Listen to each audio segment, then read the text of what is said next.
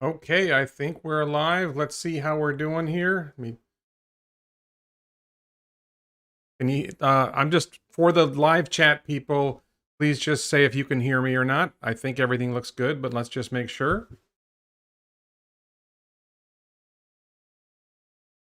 Thanks everyone for joining. Thank you to Michael Mathers and Matt Sanko for joining the YouTube channel membership. You can also join Patreon. I think there's a link in the description below to Patreon. Patreon is probably a better thing to join than the YouTube channel membership, but that's great.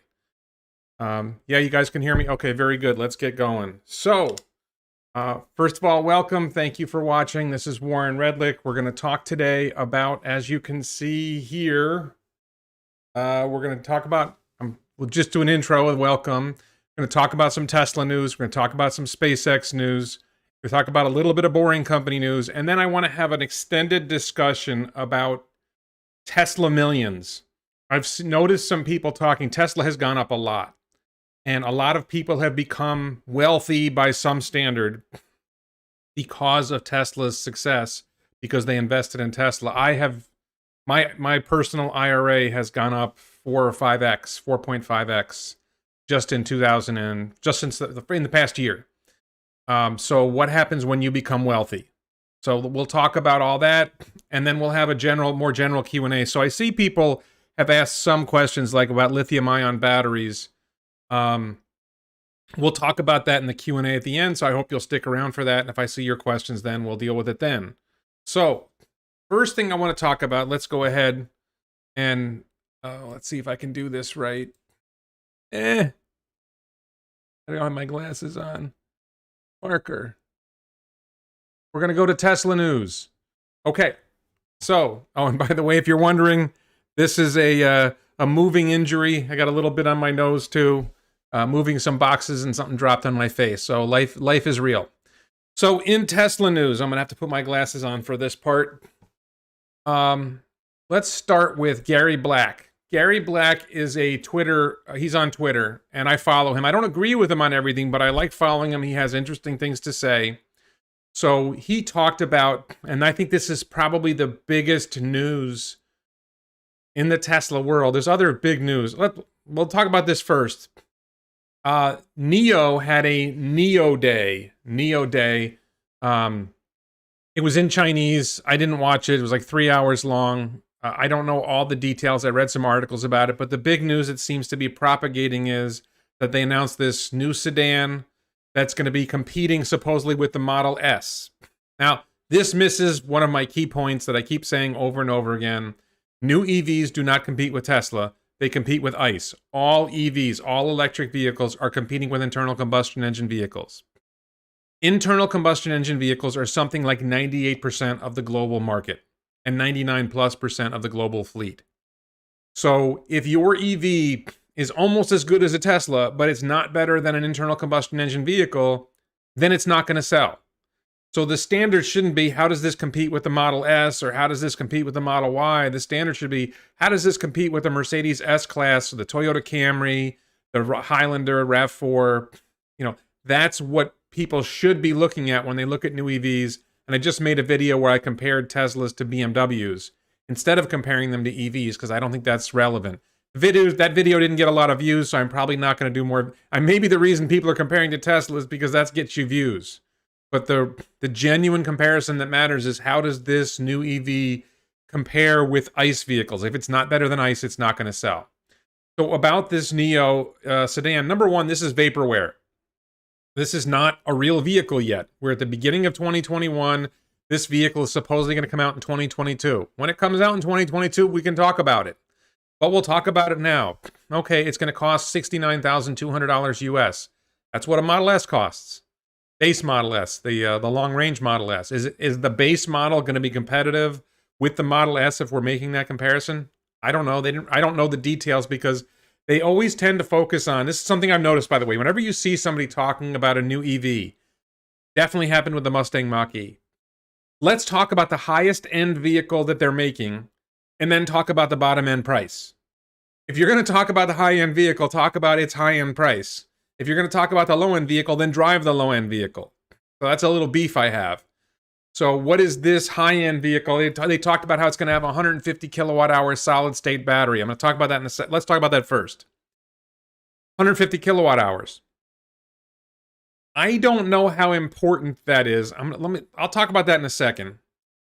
Let's talk about the battery. Well, I want to talk about two things. There's the size of the battery, and there's the fact that it's supposedly solid state.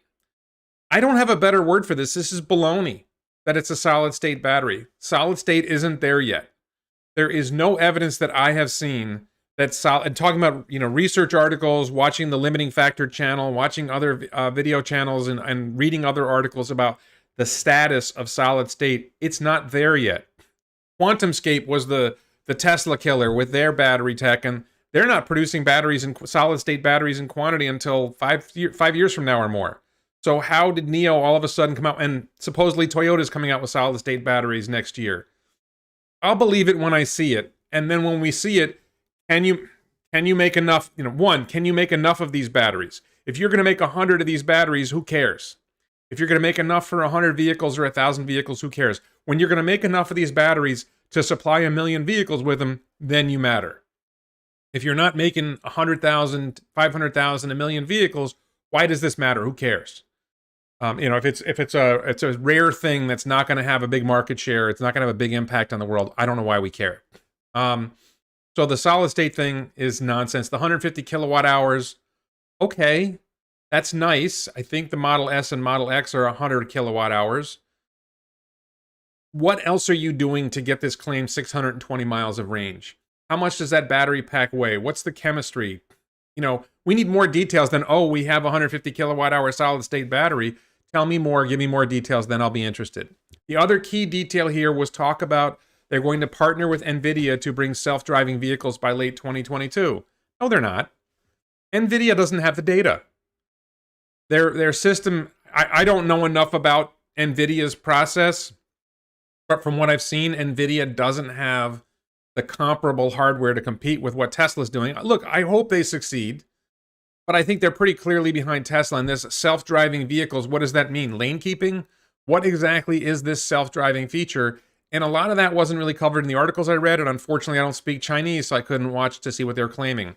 Third thing is the battery. The third thing is the battery change stations or battery swap stations. I think, and I did a video about NIO. If you search my channel for NIO, you'll see that I did a video where I talked about NIO's battery swap idea. I don't think it makes sense. Yes, once your vehicle gets up to the front of the line, the swap will take 5 minutes. Great. How long do you have to wait in line?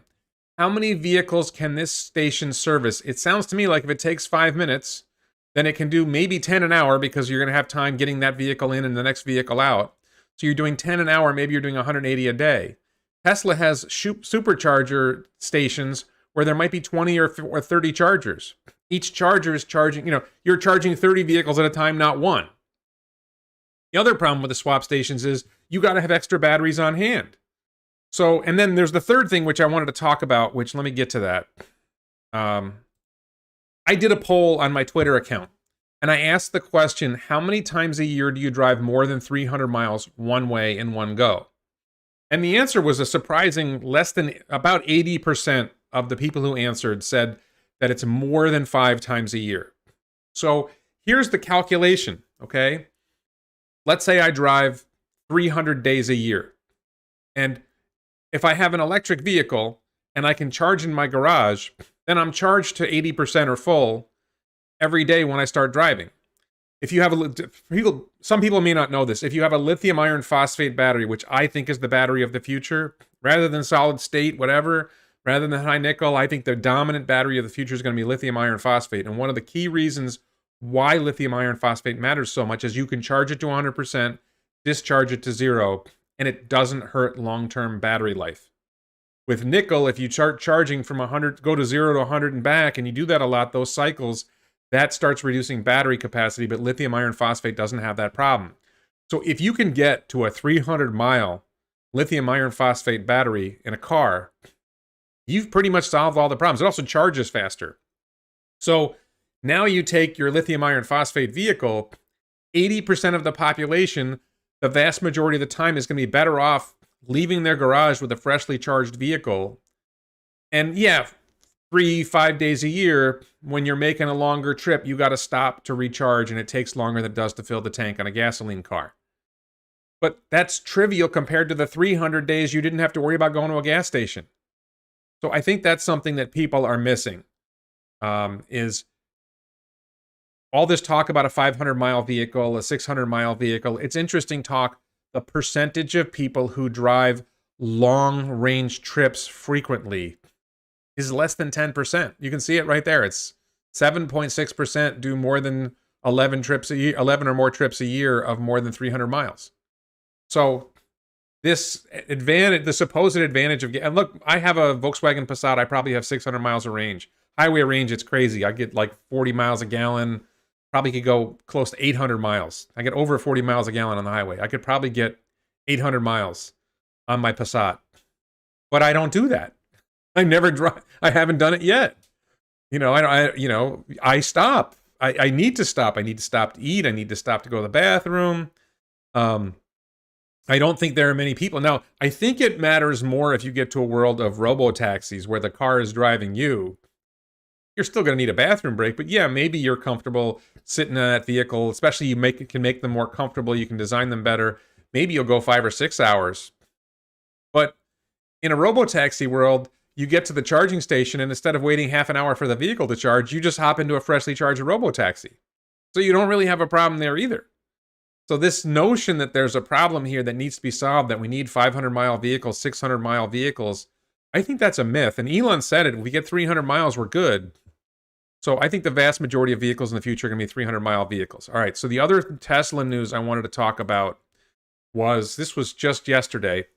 Elon was asked about doing a future day, and Elon said maybe we'll do a Tesla AI day later this year. And I think it's going to be, it's interesting that he said that. So what does he mean with Tesla AI? What would an AI day cover? Seems pretty obvious that part of the AI day would be about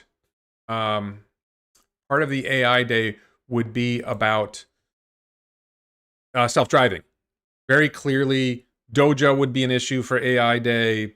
The FSD4 chip, I think the FSD4 chip right now, the newest Teslas are driving, as far as we know, with the FSD3 chip. But in 2019, they said they'd been working on the FSD4 chip for 2 years. So the FSD4 chip should be coming, and it was a 4-year cycle. So sometime in 2021, we should expect the FSD4 chip, which the primary advantage will be lower power consumption. So it will extend range a little bit more on the vehicles, but it will probably also offer other benefits and make the driving safer. So, and that's actually what the chip designer was saying. The primary concern was safety, but Elon wasn't listening to him. And then, what else? What about AutoBidder?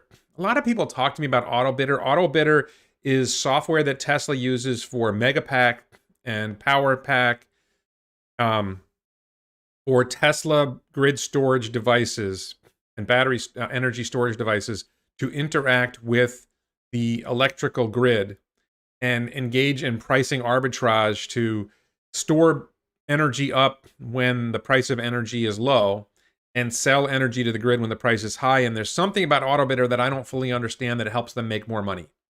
So maybe he could explain AutoBidder, and maybe AutoBidder is an AI function and they could explain that. Somebody said they could detect when there's water on the windshield and use the windshield wipers. Just curious, does anybody have any other ideas? What would AI Day be beyond that? I'm trying to remember. I had some other ideas for what AI Day would be, and I don't remember. AutoBidder. Elon does not use LiDAR, Evangelist. Thank you for asking. I'm trying to remember what else. An AI Day. Why would Tesla have an AI Day? What else is Tesla interested in the other thing that I think is really interesting for AI, and I mentioned this in one of my videos. Roadster is coming. And Elon was asked at one point about using 3D printing to build cars, and he said 3D printing doesn't work for 3D printing doesn't work for high volume manufacturing, but Roadster is low volume manufacturing. So if Roadster is going to be low volume, maybe 3D printing does work for building the car. And there's a video out there, maybe a couple videos, I think it was a TED Talk, where they talked about, it was like a dune buggy, and they talked about designing the dune buggy they would drive, they had like a design for the dune buggy and they had all kinds of sensors in it, and they would drive it around, and they would use artificial intelligence to see how could we redesign this chassis better. And they would print a new chassis and run a new dune buggy. So what if Tesla was driving the Roadster with a 3D printed chassis, and they had all kinds of sensors on it, and then they were using AI to detect where are the stresses, where are the strains, how could we make this lighter, how could we make this more efficient? So maybe that's a part of AI Day. What do you guys think? Neuralink is not part of Tesla, so I don't think Neuralink would be part of AI Day.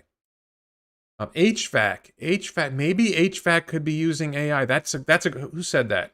Matt Burns said HVAC. Yeah, HVAC could use AI to see how can we heat and cool more efficiently. I could see that. And maybe AI could be used to improve battery management. All right, I'm going to skip off this topic for a second. Somebody asked a question I like. Can you elaborate on the CATL batteries in the Chinese Teslas? That's from Guyan. So yes, I think that the Chinese batteries in they're LFP, they're lithium iron phosphate. This is a really, really important battery technology that I think most people aren't talking about enough. People are obsessed with nickel. There was a question earlier. People obsess. Ray, I'm going to talk about, if you look at the lists, the topic you asked about is number 5. I'm going to talk about being a Tesla millionaire at number 5. So we're getting there.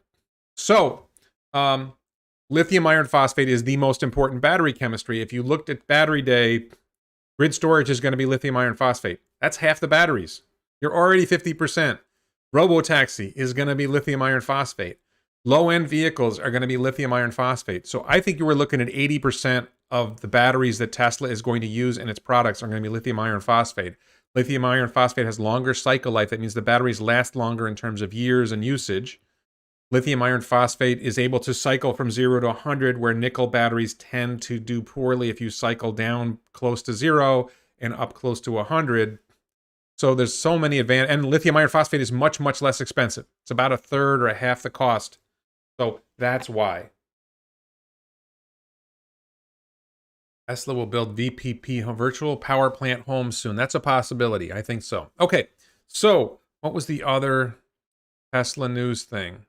The poll. Okay, so we covered Tesla news. So let's move on to SpaceX. We'll do this first. Upcoming for SpaceX. We've got January 11th, the SpaceX Cargo Dragon will return about 9 p.m. Eastern Time, United States, which is 6 p.m. California time. 6 p.m. California time. We're expecting a Starship test of Starship serial number 9 on January 12th. That's an estimate. There might be a static fire today or tomorrow. There was a static fire earlier, but apparently it wasn't long enough. So we should see another Starship test launch. I'm going to show you a video related to that shortly. Starlink launch on January 17th. Transporter launch is interesting, and I should have a good view of the Transporter launch. Starlink launches, they're just going to launch more Starlink satellites that get Starlink closer to full operational status. That's great news. Transporter 1 is a small sat launch, and it's a solar, what's the word for it? A sun stationary, or they're orbiting north to south instead of east to west. I can't remember the word for it now, but they're going to be doing this launch. There's going to be 10 Starlink satellites on that launch and a bunch of other satellites. The exciting thing for me, I live in South Florida. If you live in Miami, if you live in Fort Lauderdale, you live in West Palm Beach, because it's going south, we're going to have a better view, assuming we have a view. Should be able to see that launch better. We'll see. It's a nighttime launch, so if there's a clear skies, we're going to have a spectacular view of that, and I'm going to have a camera out watching that. So, and along with that, here's what did I want to show you. This is it. So this video is a demo. Oh, let me not do this yet. I want to do this first. Okay, so there's this, Elon said something about catching Super Heavy. Starship is composed of the Super Heavy rocket booster and the Starship on top. The booster flies up 40, 50, 60 miles, releases the booster, and then comes back down. And what people thought was going to happen was the booster was going to land somewhere near the launch pad and then would be moved by crane back to the launch pad. Elon said, no, we're going to land on the launch pad, refill fuel and be able to launch again in an hour. And people freaked out. So Small Stars makes videos simulating SpaceX launches just for fun. And they made this video in the top showing how, and then at some point Elon said that the launch control arm was going to catch, where do I have that? Oh, that's not it. I forget where I had it, but Elon said that the launch control arm was going to catch, the launch arm that sticks out from the tower was going to help catch Super Heavy. So Super Heavy has grid fins sticking out, and I think Elon said the grid fins would be used to catch it. So Small Stars and ERCX made a video, which is a cool video we can watch. So you can see this. This is the Super Heavy booster coming down, and this is one theory about how the launch system would be able to catch Super Heavy and ease its landing. The value of this is, there's a reason why this matters. Why this matters is because if you do it this way, Super Heavy doesn't need legs. It doesn't need large legs, and you can save weight. And if you can save weight, then the Super Heavy booster is more efficient at launching Starship to higher velocities to get it into its orbit. You're able to get more mass into orbit for less money. And it'll be especially important with launching tankers to refuel Starship, because the more fuel they have when they get to low Earth orbit to refuel Starship for its longer journeys, the fewer Starship tanker launches you need to make to refuel it. So that's kind of cool. So we're targeting January 12th for SN9's test flight. Maybe it'll go the 13th or 14th, waiting for a static fire. So that's part of the SpaceX news.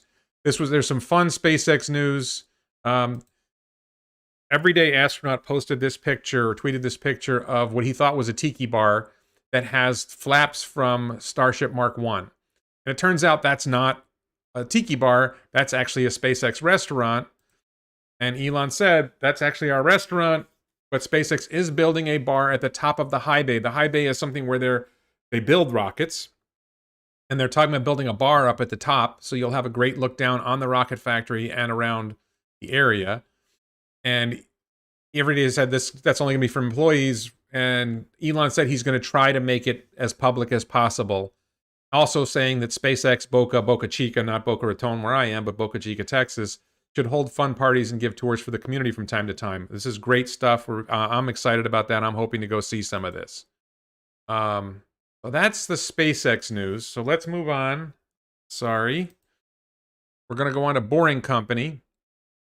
This is small news, but if you're a Boring Company fan, it's big news. Somebody asked Elon about Gary the Snail.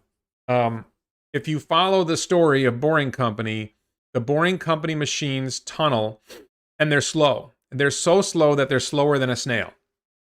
And it turns out that if they can get up to a snail speed, which is about 1/10 of a mile an hour, that means you could do a mile in 10 hours, or 2 miles a day. And if you could tunnel 2 miles a day with a tunnel boring machine, then you could tunnel from Los Angeles to San Francisco in about 150 days. So getting tunneling speed up is a proxy for how effective the Boring Company can be at tunneling and improving the access to tunnels. And if you're not following Boring Company much, they have a system in Las Vegas that's basically done and about to go live soon. They already are planning extensions of that system to cover a lot of the Las Vegas area, so a lot of people will be able to commute efficiently, quickly, cheaply. And this is a sign for the future. And it's really important that it's in Las Vegas, because Las Vegas is a tourist destination. So if tourists go to Las Vegas and see this great system working, they're more likely to want a system like that in their hometown. I am thinking maybe they'll do it in Orlando too. I'm hoping they do it. I don't live in Orlando, but I live near Orlando. But I could see them doing a Boring Company system in Orlando as well. And again, a lot of tourists go to Orlando. And there's a lot of reasons for Boring Company Orlando, because you could connect people who don't know the geography. Tampa is not far from Orlando. It's about an hour drive, 45-minute drive, really, depending on where you are. So you could connect the Tampa and Orlando areas together. And even bigger, from a SpaceX and Elon perspective, Canaveral is east of Orlando. So you could run a loop tunnel from Canaveral to Orlando to Tampa, and you could create this network that networks two large cities, which is basically one real metropolitan area, with the SpaceX facility. Maybe you could run one up to University of Florida. There's a lot of potential there to start. And if you check my channel and you look for, I think if you search my channel for Florida, you'll see I interviewed a Florida geologist, and tunneling in Florida is very, very viable, something that can be done. So again, if you did it in Orlando and Tampa and Canaveral, you would, again, have a lot of tourists coming and experiencing this, and that's big promotion for the Boring Company. Also, if you're not following the news, the Boring Company is probably going to be doing a project in Austin, Texas. That's where Giga Texas is being built right now. So there was something about Austin chalk being really good for boring tunnels. So there's a really strong chance we're going to see a Boring Company system developed in Austin, Texas. So that'll be fun too. Okay, so that's boring news. And what else did I have here? So there was this is not really part of the boring news or anything else. This guy, Ben Mesrick, is an author, and he's trying to get Elon to do a book with him. And I thought it was funny because it sounded like he wanted Elon to do a biography when Elon follows Ashley Vance, and Ashley Vance already did an Elon biography. So I think Elon is more friendly with Ashley Vance than he is with Ben Mesrick. But Ben Mesrick is pushing him, let's do a book. And Elon, I just love what Elon says here, so I'm just showing it. This was last night. I am primarily trying to advance two causes: sustainable energy, that's Tesla, and extending life consciousness beyond Earth, that's SpaceX. And there's also the existential threat of AI, which we should aspire to mitigate, which sounds like Neuralink. One of Neuralink's goals is to mitigate the risk of AI. If you can't beat them, join them, keep up with them, whatever. And so this doesn't leave time to write books. I don't think Elon is interested in writing a book, but Ben Mesrick writes books, and he wants to do it with Elon. So I don't think that's going to happen. But at least he engaged with him. So, and let's move on to, okay, I want to talk about this next. So we got to get here. Sorry. Move this down. We're going to talk this. Now we're going to get to the point of the talk. So Tesla Millions. Here's what's going on. Some of us, and I'm including myself in this, have become relatively wealthy. Okay? My personal experience is I own a substantial number of shares of Tesla stock. I manage my own IRAs, my wife's in my IRAs, and then we have I manage a family member's portfolios. I have a total of 7 or 8 accounts on Fidelity. And for my wife's in my IRA, we own a lot of Tesla stock. And for this other family member, we own a lot of Tesla stock. And that, I should say, that money's going, it's my mother's IRA, I'll just say it. It's my mother's IRA, my mother's brokerage account. And my mother has a few years left. She has Alzheimer's. She's going to pass. So my brother and I are going to inherit half of what she has each. So we own a lot of Tesla stock. My brother also owns a lot of Tesla stock. And if you owned a lot of Tesla stock starting in 2019 and you went through 2020, you own a lot of Tesla stock now. So I'm not going to go, there's people who are talking about they have $10 million or $50 million or whatever. I don't have that much money. But I have more than I ever had before. And it starts to shape for some people how you're going to live your life in the future. So what I wanted to talk about was, and I did a video or two about this already, but imagine that you had $2 million. It's hard to start with numbers, but let's suppose you had $2 million socked away. It's not in Tesla stock. It's just $2 million socked away in whatever investment portfolio or bank it's in, wherever it's, and I think most investment advisors would tell you, if you want to just be reasonably conservative, you can expect in the ballpark of a 5% return a year. Not talking about it, in other words, you're walking away from your Tesla investment, you're just doing sort of standard conservative investing. You can be pretty confident that you will earn a steady 5% a year if you go with confident, standard conservative investing. So the theory is, let's say I've got $2 million socked away, and I'm picking $2 million for a reason. If you take 5% out of your investments a year, and it grows 5% a year, then you retain the same amount of money in your pool, in your pile. I call it managing your pile. You've got your pile of assets. If you have $2 million in assets and it grows 5% a year and you spend 5% of it a year, then you have a steady state. You're steady at $2 million if it's $2 million. And if it's 5%, that means you've got $100,000 a year you can spend. So you end up with this situation where, okay, so one of the dangers is I'll see somebody, oh, I've got $1 million in Tesla stock now. And this happens, people win a lottery. This happens with people win a lawsuit. I'm an attorney. I've represented people in personal injury lawsuits. And I had a client, I got him hundreds of thousands of dollars. And the first thing he did was he bought a $70,000 BMW he didn't need. So a key thing to recognize is when you have $1 million, it doesn't mean you should spend $1 million. Thank you, Johnny, for your support. No sexy German girls in this video. When you get $1 million, it doesn't mean, hey, I can spend $1 million. What I think you should think when you get $1 million is, hey, I've got $1 million. I can set that aside and watch it grow. And if I invest it wisely, let's say you're not in the Tesla space, right? You're not in this aggressive growth investing space. You're just conservative investing. I'm going to invest this in a conservative manner. It's going to earn me 5 to 10% a year, and I'm only going to spend 5% of that a year. So you have $1 million, you spend 5% of the year. That's an extra $50,000 a year you can spend. That's pretty good.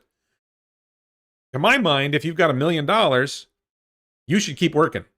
Unless you feel comfortable living on $50,000 a year, okay. But I see people talking. Let me just put this up here. There's this guy, Bruce Burnsworth, who I follow, and I don't remember if I follow Jason DeBolt, but Jason DeBolt says he's retiring and he's got $12 million socked away. Listen, if you do those numbers that I said before, if you have $2 million socked away, that's $100,000 a year. If you have $5 million socked away, that's $250,000.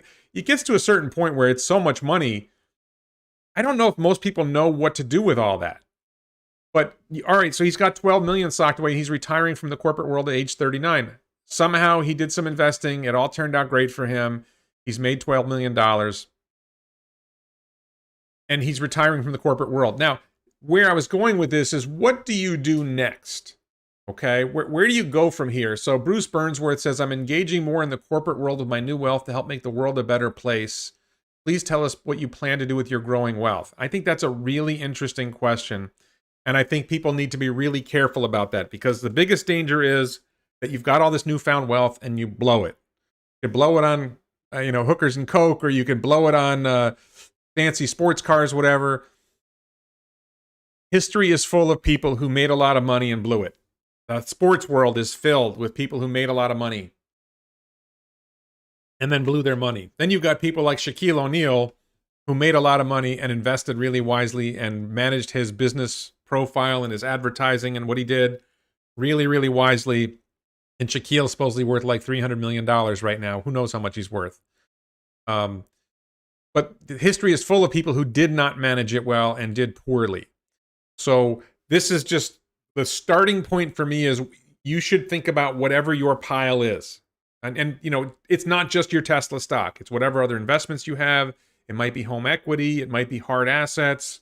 Think about everything you have. How much is that?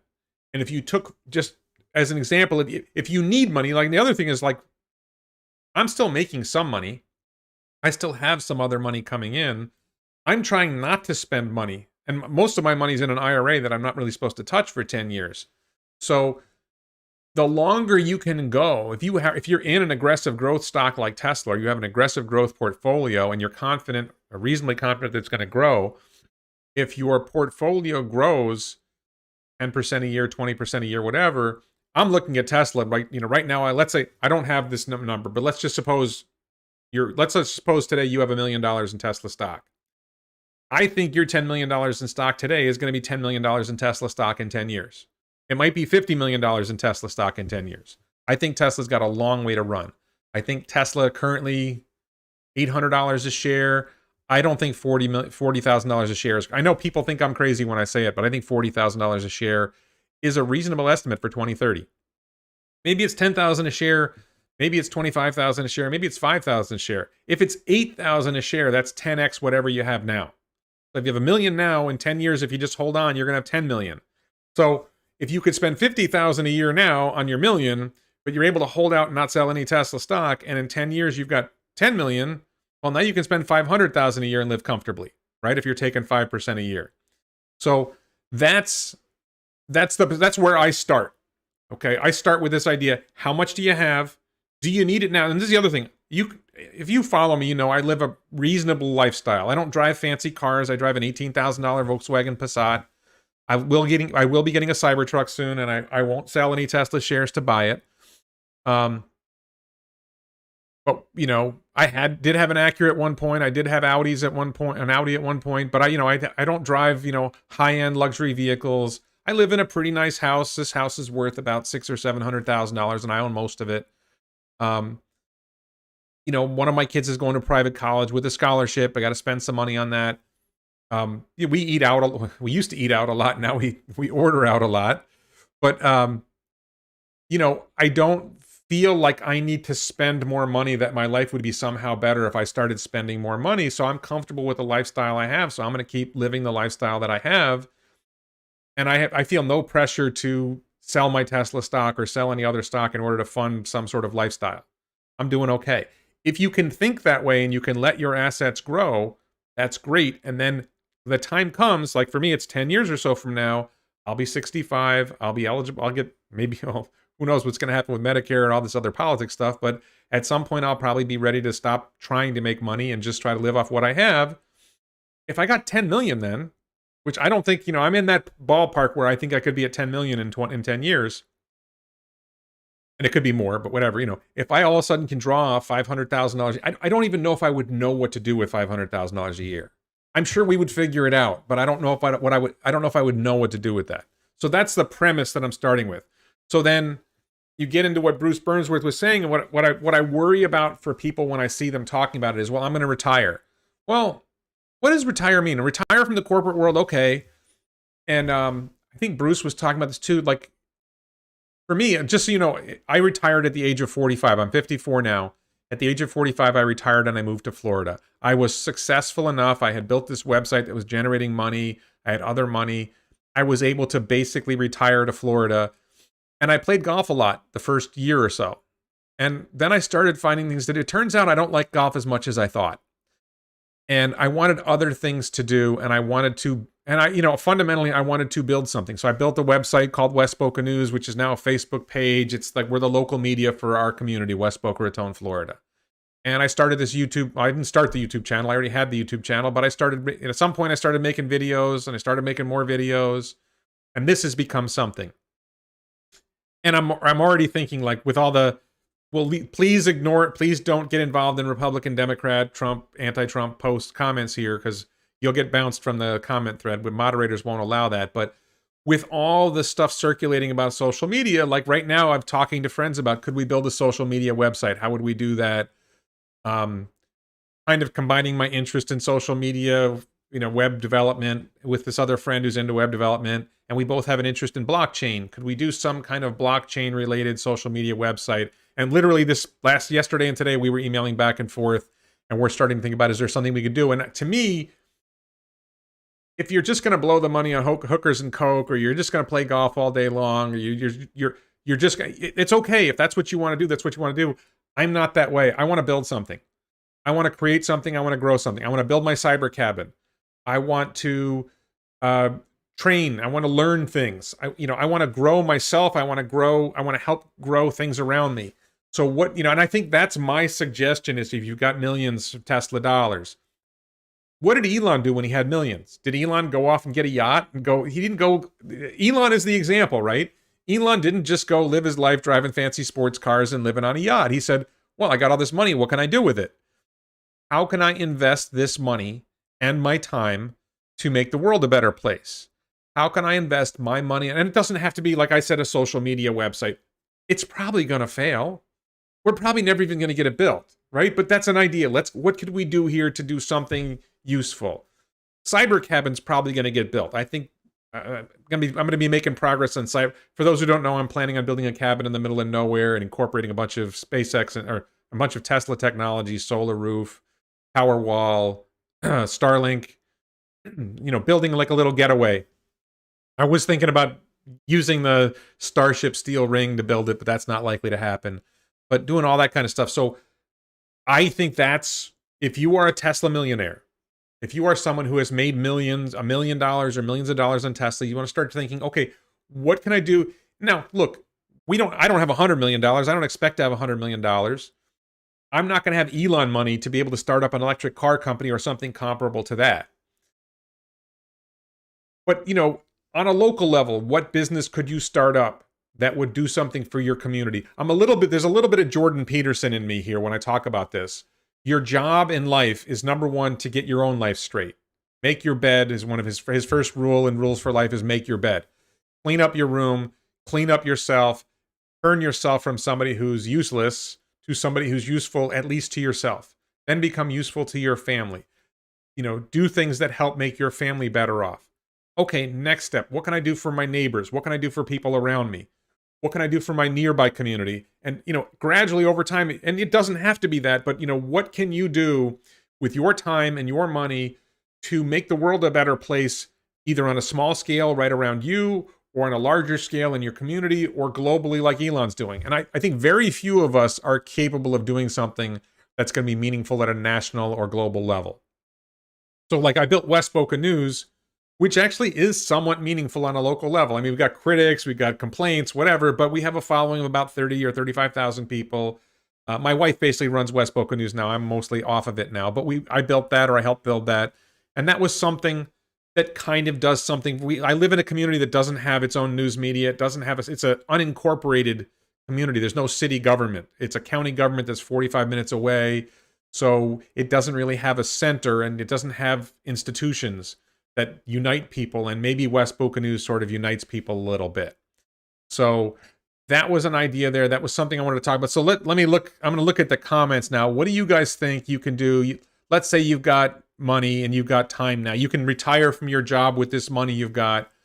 What would you do with that? What kind of things would you start with that? This is not an investment conversation. This is not a where should you invest your money. I'm invested 85% of my IRA is now in Tesla. I didn't start that way. It was, probably a third of my IRA was Tesla when I started, and now all of a sudden it's 85%. So Derek Yearby asked the question, if you have $2 million primary in Tesla, do you think you can pay 15% a year in retirement and still grow your principal? Derek, I think that's dangerous. I'm not an investment advisor. I want to be clear about that. I'm not an investment advisor. I think the safe thing to do is to not take more than 5% off your pile, but that's my opinion, and I'm not qualified to give an opinion. I'm just telling you what I think. Recognize I don't know what the hell I'm talking about. I'm not qualified to make these opinions. I'm just telling you what I think, and if you like what I have to say, great. Abdola says, based on discounted future sales to 2025 at 1.5 million cars by then, Tesla is still insanely overvalued. Cabdola, Tesla's going to sell 1.5 million cars in 2022 or 2021. 2022. Cabdola, I'm going to ask you this question. Sorry, we're going to get into Tesla fundamentals for a second. Cabdola says Tesla will sell 1.5 million cars in 2025.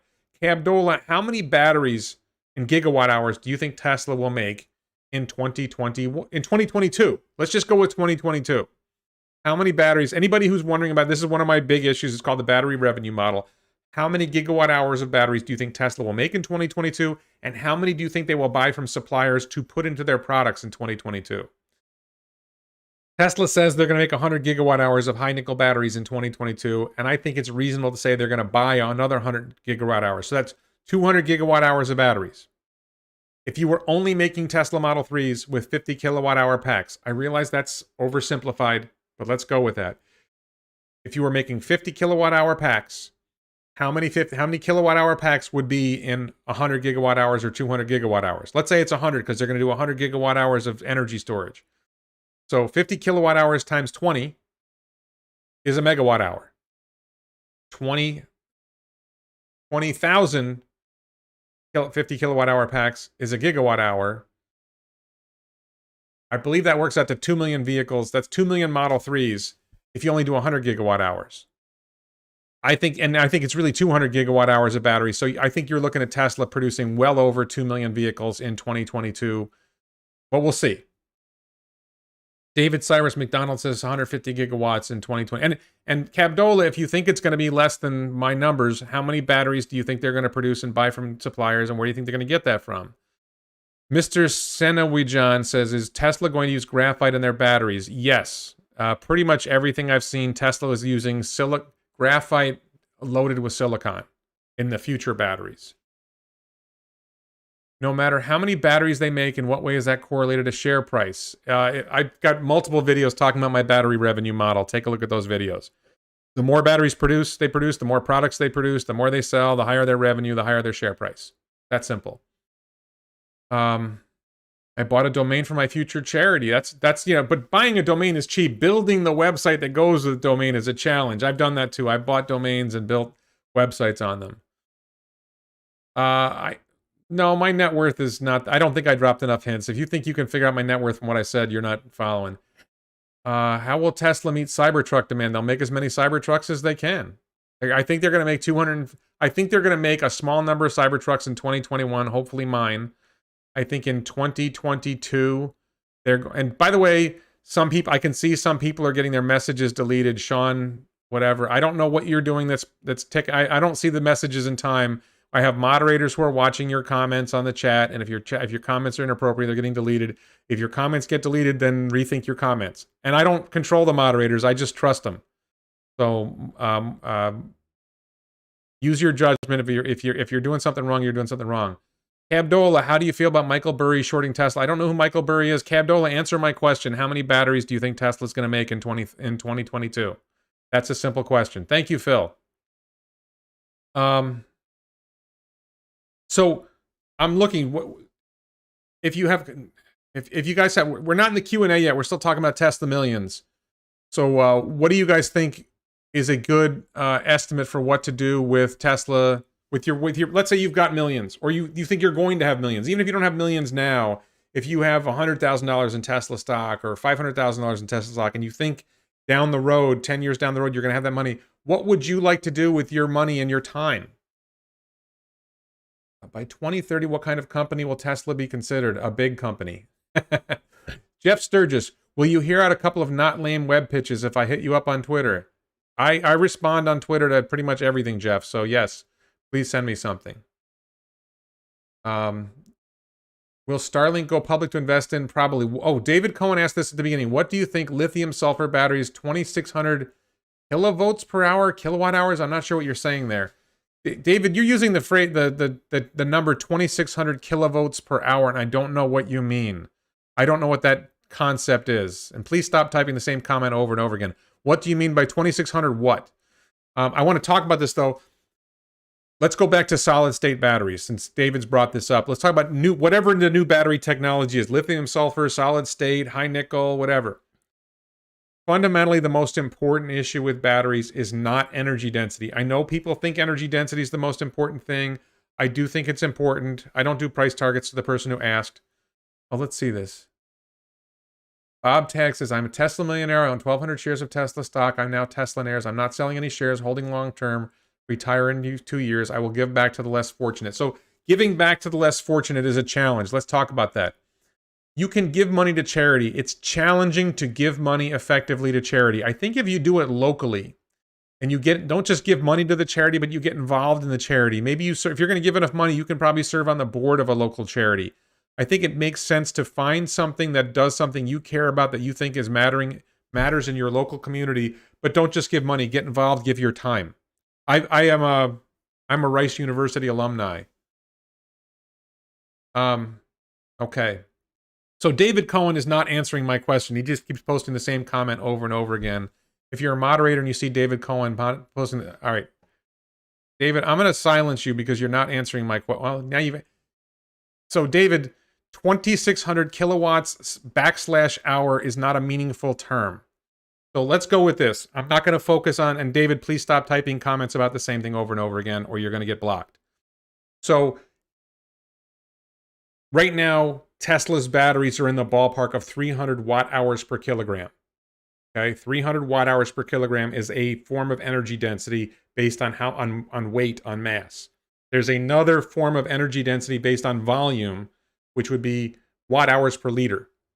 So lithium iron phosphate is less energy dense than nickel-based chemistries, and on a mass level, and the difference is even more extreme on a volume level. So this matters when you're building a car. The more volume it takes up, the less room you have for other stuff on the car. The more mass it is, the more the car weighs, the more the car has to push or pull when it's driving, and that makes the car less energy efficient. The volume doesn't affect the energy efficiency so much, but the mass does.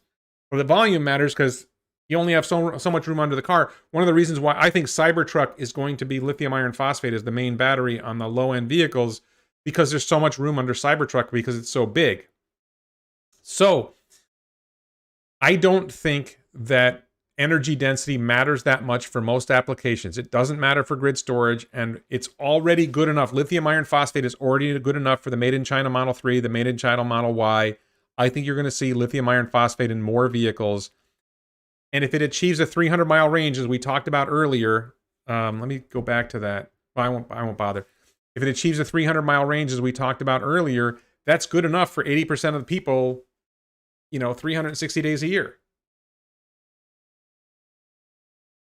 So why are people focused on energy density? Oh, we're in the Q&A now. I'm going to move off from the Tesla Millions to the Q&A. We're in the Q&A section now. So if people want to talk about the Tesla Millionaire thing, we'll talk about that in the future, but we're on batteries now. So if you're able to achieve a 300-mile range with a lithium iron phosphate battery pack, which is coming with structural battery pack is going to be that much more efficient, I think you're going to see lithium iron phosphate vehicles, Model 3s, Model Ys, the Tesla Compact. That's another something I left out of Tesla news I meant to cover. The Model Y, I'll cover this now. I should have covered it earlier, but the Model Y, Elon announced, or Tesla announced, that you can now buy the standard range Model Y, which is a lower price. It only has 244 miles of range, which is a little disappointing, but not surprising. And it's reasonably priced. And I did a video where I just compared the Model Y to the BMW X3, and I included the standard range versus the X3. So it's my last video.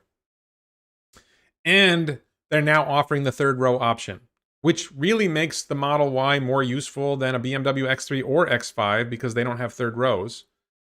At least as far as I can tell, the BMW X5 doesn't have a third row.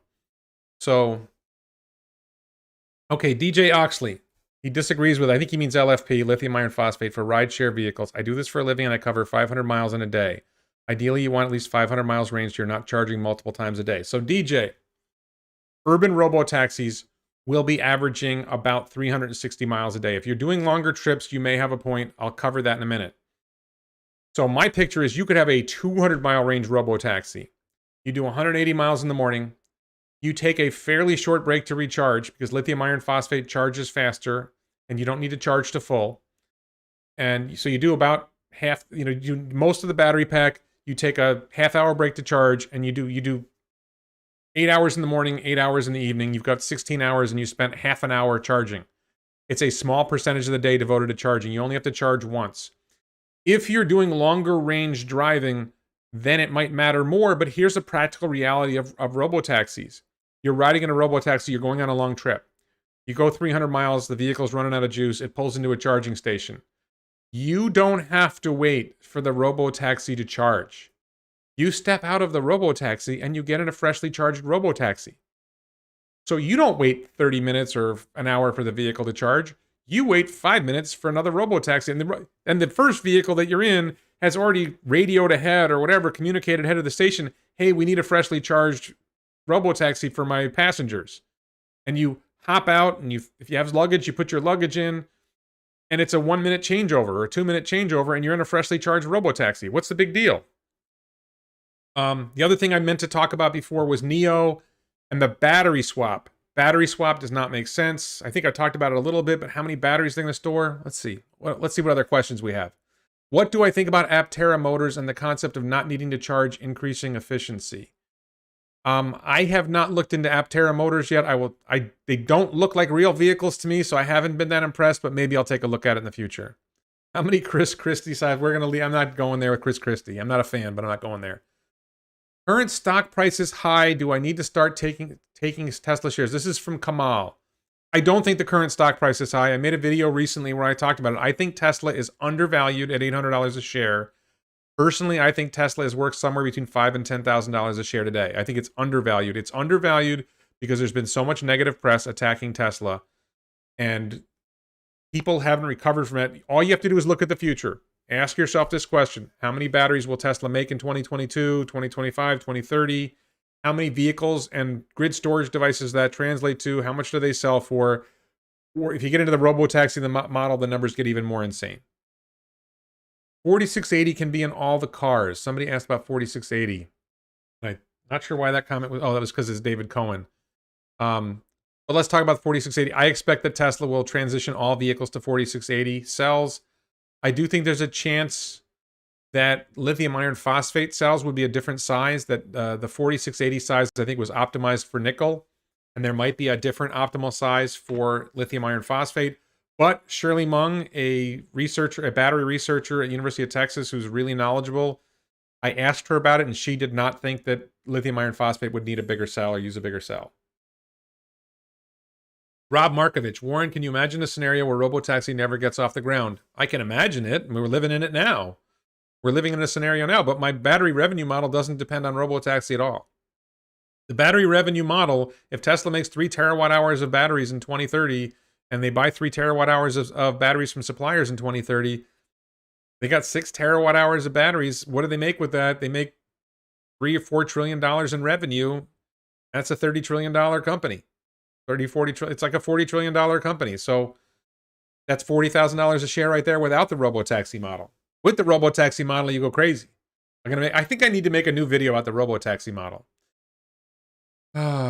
Let's see. 19-year-old college freshman trying to convince my father to buy more. It's so painful to see this once. I don't think you can convince your parents what to do. If you want to convince your father, show him my battery revenue model. Just ask the question, how many batteries do you think Tesla will produce? This is my big pitch. People don't necessarily buy the robotaxi model, but the battery revenue model is really, for me, the battery revenue model is compelling. You can see that Tesla has set forth a plan to build a lot of batteries. And you can see that their suppliers have set forth a plan to produce more batteries. Thank you, Paulus, for your contribution.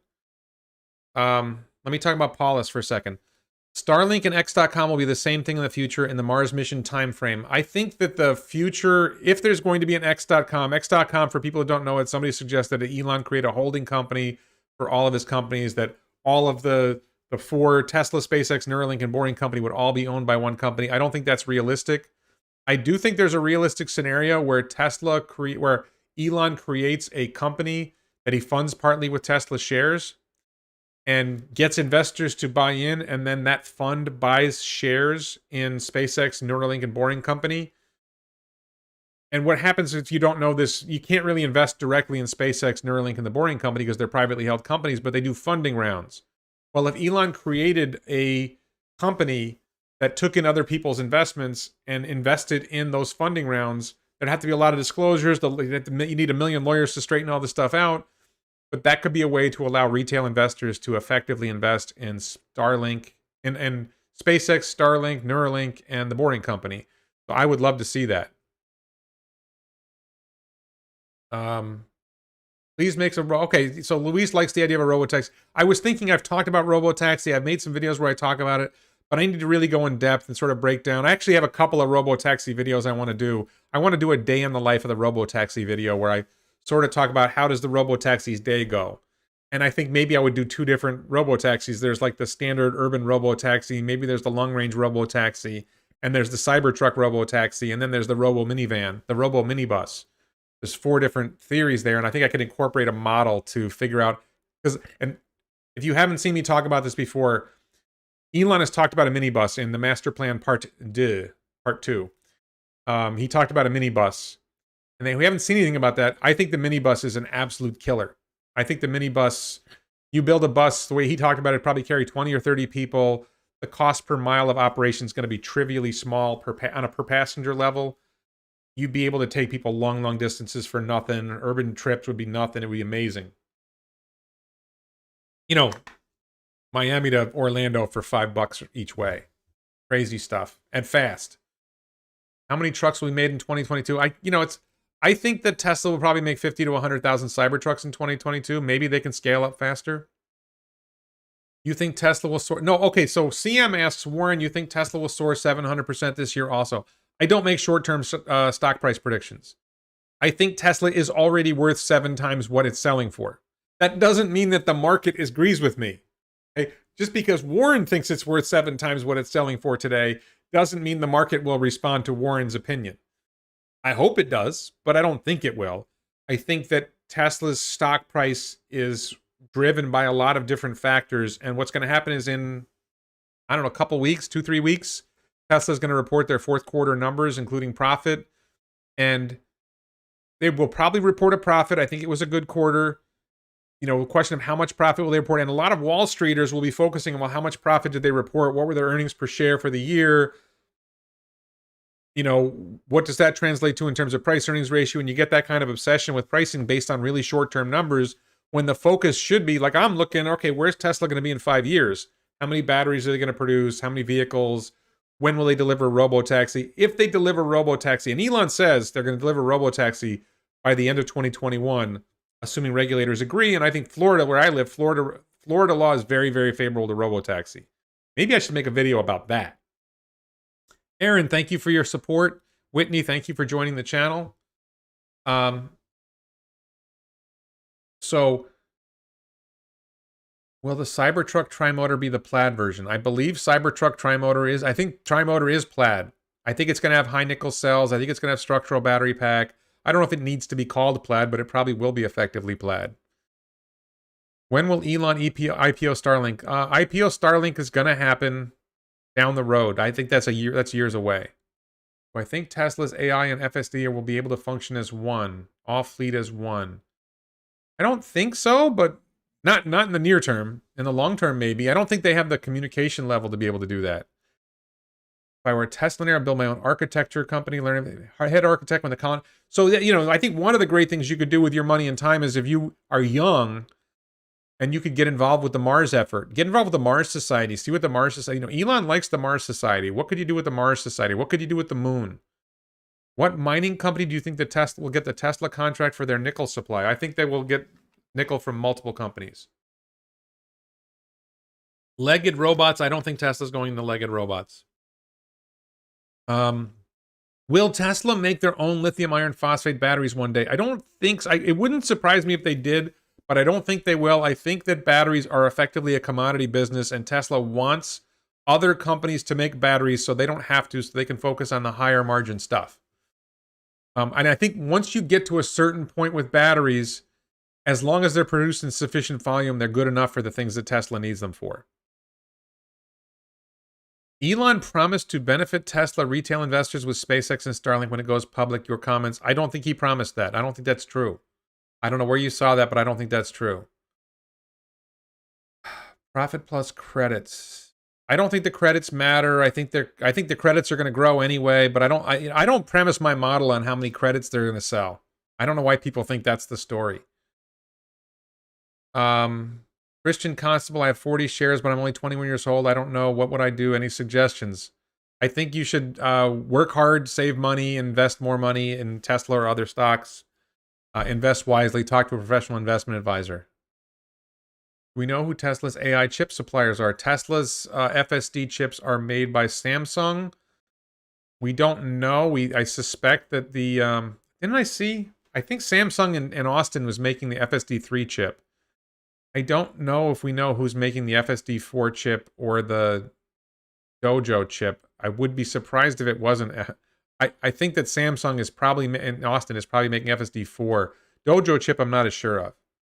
What is going on with the Buffalo Tesla factory? Great question, Ben. That's something I should have mentioned in Tesla news. Tesla is hiring factory engineers for the Buffalo Tesla factory to grow it. So I think they are hiring engineers to ramp solar production.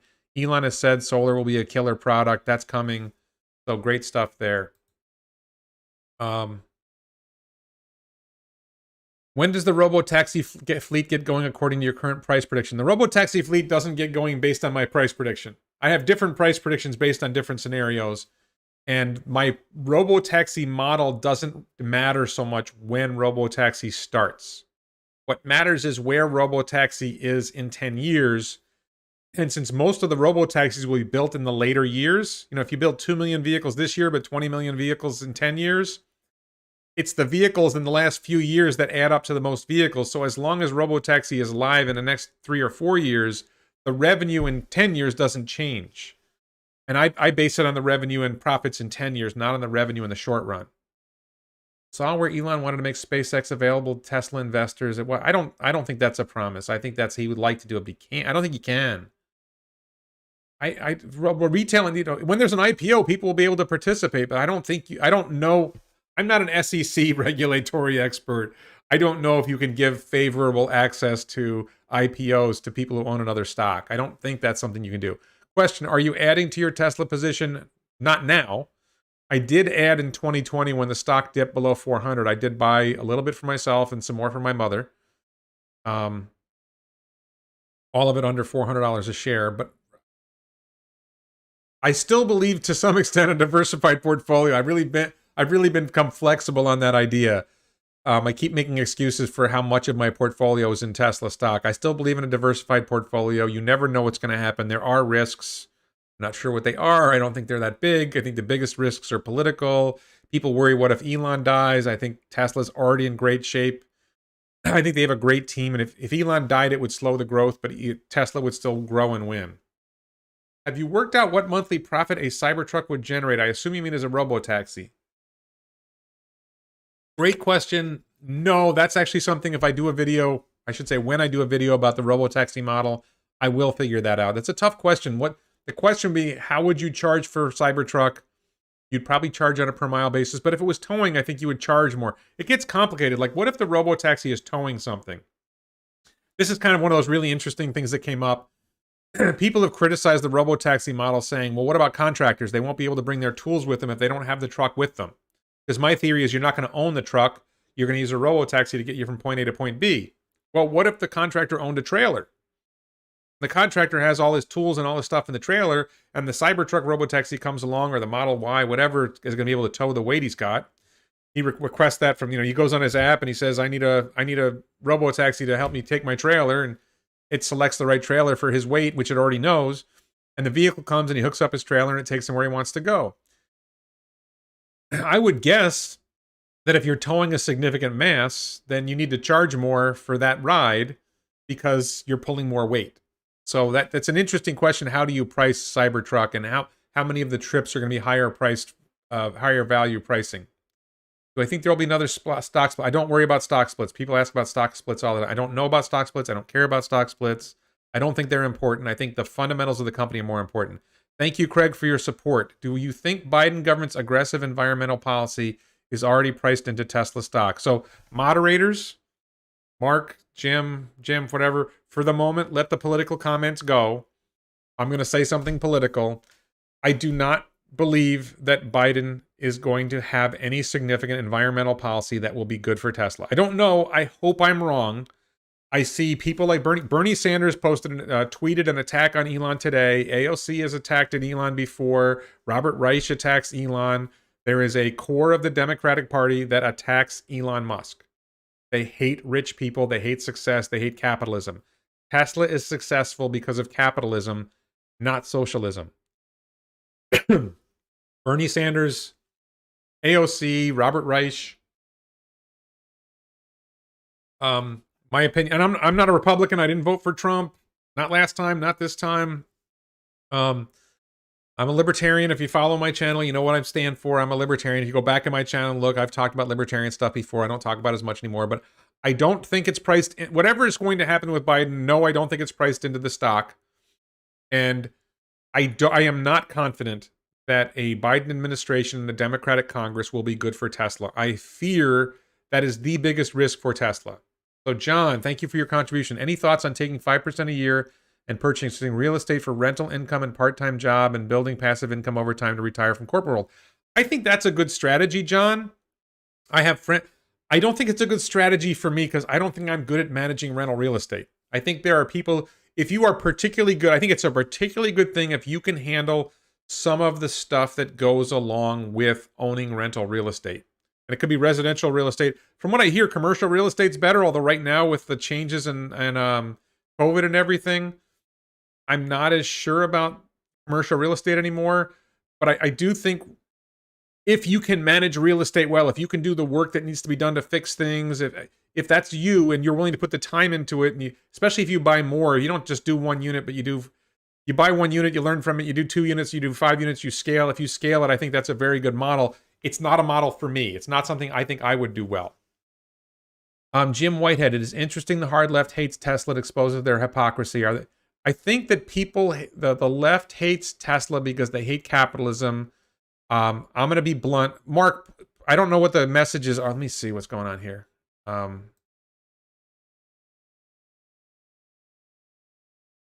So, hang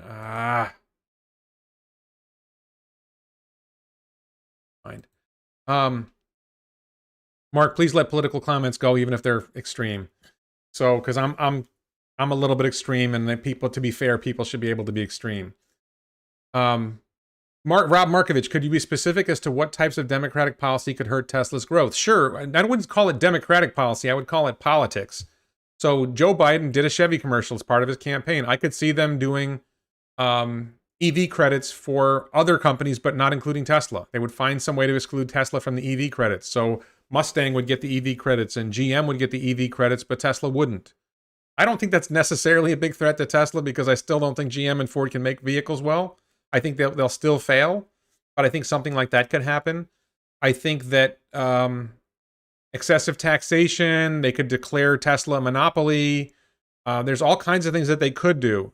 And Biden is pretty centrist. I don't think so. See, this is the thing. I don't think centrist is good. Centrist is like big banks and big corporations and establishment corporations. Elon doesn't play the game. I actually think Tesla should have a lobbying department where they basically pay retired congressmen and the family members of congressmen $500,000 a year to just take members of Congress out to lunch and tell them how great Tesla is without asking for any specific policy or any specific advantage. Anybody who's been favorable to Tesla in the past gets the job without. It's a silent deal. If you're good to Tesla, it's an implication that if you're good to Tesla, there's going to be a job for you and your family in the future. And you spend $100 million a year on that. Historically, energy, utility, and car manufacturers. So we're going to go off politics now. End to politics. No more political comments. I'm sorry. Aaron, thank you for your contribution. Historically, energy, utility, and car manufacturers have offered dividends. Thoughts for Tesla in the future? I don't really care about dividends. I don't think it matters. I think if they're generating enough cash, yes, I think they probably will offer dividends, but I'm not sure. I think Elon could use the dividends to fund Mars, which is what he said he wants to do. So I think Starlink is likely to be funding dividends. I think I could see Tesla splitting off Robotaxi as a separate company, and that would generate dividends. I don't know for sure, but I could see a lot of that. Let's see. The fact that Robotaxi will be allowed in China, do you think this will speed up regulators in the US? I think the first place that Robotaxis will be allowed is the state of Florida. I really should make a video on this. The state of Florida has the most aggressive pro self-driving car, pro Robotaxi law that I've seen in governor. People can knock Governor DeSantis all you want. It's a Republican state legislature. They have very, very pro solar laws. They have very, very pro self-driving car laws and They adopted a law that says that that self-driving cars are already legal in Florida. Self-driving car networks are already legal in Florida, and local governments can't regulate or tax them. Okay? They went so far. This, by the way, is something that the left hates in Florida because they did the same thing with guns. There's no assault rifle laws. There's state laws that say what you can and can't do. You can't carry open, but you can carry concealed. You get a license, whatever. And local governments cannot regulate concealed carry or other gun things. So same thing with this. They applied the same logic to self-driving cars, and they've applied the same logic to, I'm hoping to get a solar roof, and my homeowners association might not like it, but Florida law basically says tough whatever. You can't stop people from putting solar on their roofs. So I think Florida will be the first place to have self-driving, have the Robotaxi network because it's already legal. Do I know any FSD beta testers in Florida? I do not. Elon moved to Texas because Giga Texas and Boca Chica are in Texas, and that way he's closer to where most of the work he's doing is. Do I think Tesla is correction proof? No, I think that all kinds of bad things can happen, and it's very hard to predict what bad could happen and what it would do. When is Tesla making more affordable cars? There is a rumor day before yesterday, that Tesla will be making a $25,000 car in China next year, based on the Model 3 platform, a hatchback smaller than the Model 3. And I think that Tesla's cars generally get more affordable over time. So I think we will see the price of the Model Y as they improve manufacturing drop down. I think the Model Y in Berlin is going to be using structural pack. And I think we're going to see that one get less expensive because the cost of manufacturing is going to get lower. Lithium battery recycling is not a, it's too soon to worry about recycling. Craig Dunphy, because so many car crashes in Florida, spent a few weeks on Boca Raton. There are a lot of crashes in Florida, but honestly, I was just in New York City. I was driving out to a storage unit to pick up some stuff. That's how I got my injury, not from the storage unit, but moving the boxes later. I saw a car accident. I saw an idiot. This idiot's driving everywhere. So I don't think the driver. I think Tampa has worse drivers than South Florida. I think there's bad drivers in a lot of places, and when you have a more densely populated place, you just see more bad drivers because you just see more drivers. Warren, what are your dream accessories to Cybertruck? That's a great question. I guess my dream accessory to Cybertruck is a 50 caliber fully automatic rifle. Not because I actually want to use it, just because I think it would look cool. If you put solar on your roof and your HO complains, what is the legal language for telling the legal language is, I'll see you in court. You sue them. You don't put solar. You have to get permission from the association to approve the roof. If they say no, you file suit in court.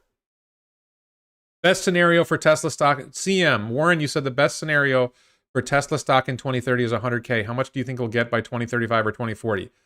I don't think 100K is the top in 2030. I think 100K is if they go all in on robotaxi and they don't make any other money.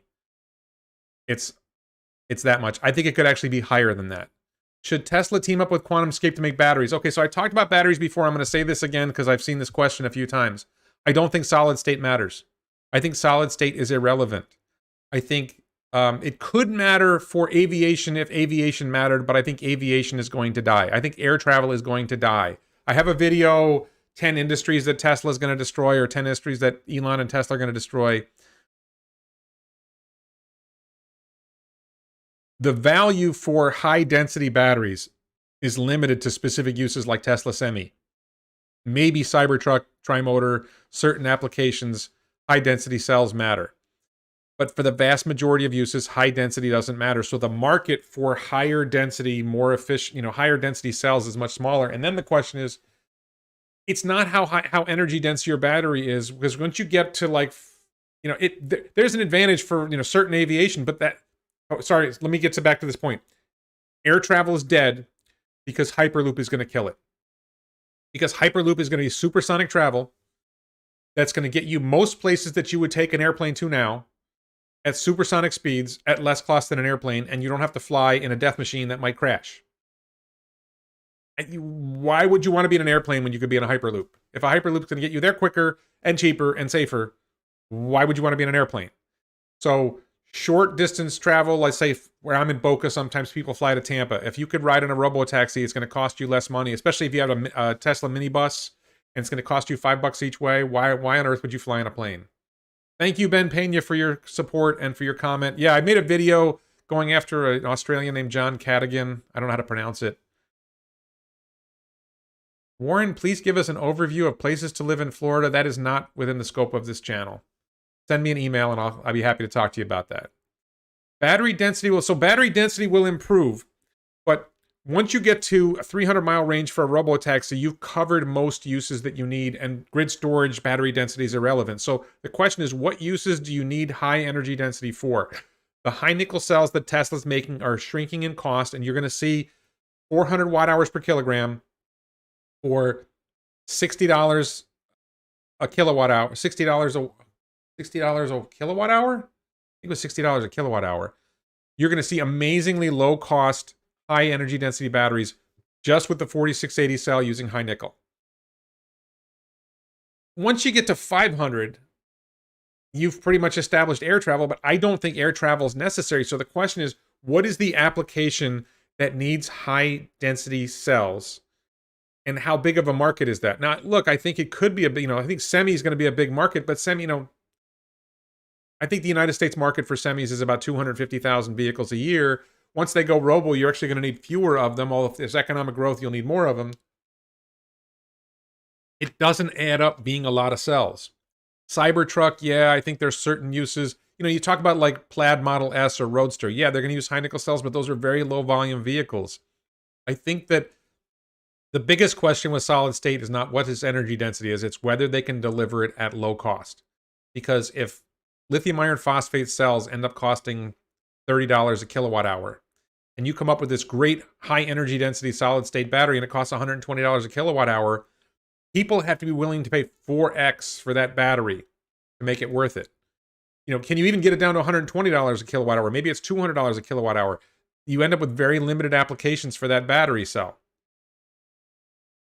Now, when invest in the other 90% of disruptive technologies that are making our air breathable, eliminating plastics, restoring nutrients to soil, cleaner meat. I think I made a video about Beyond Meat. I think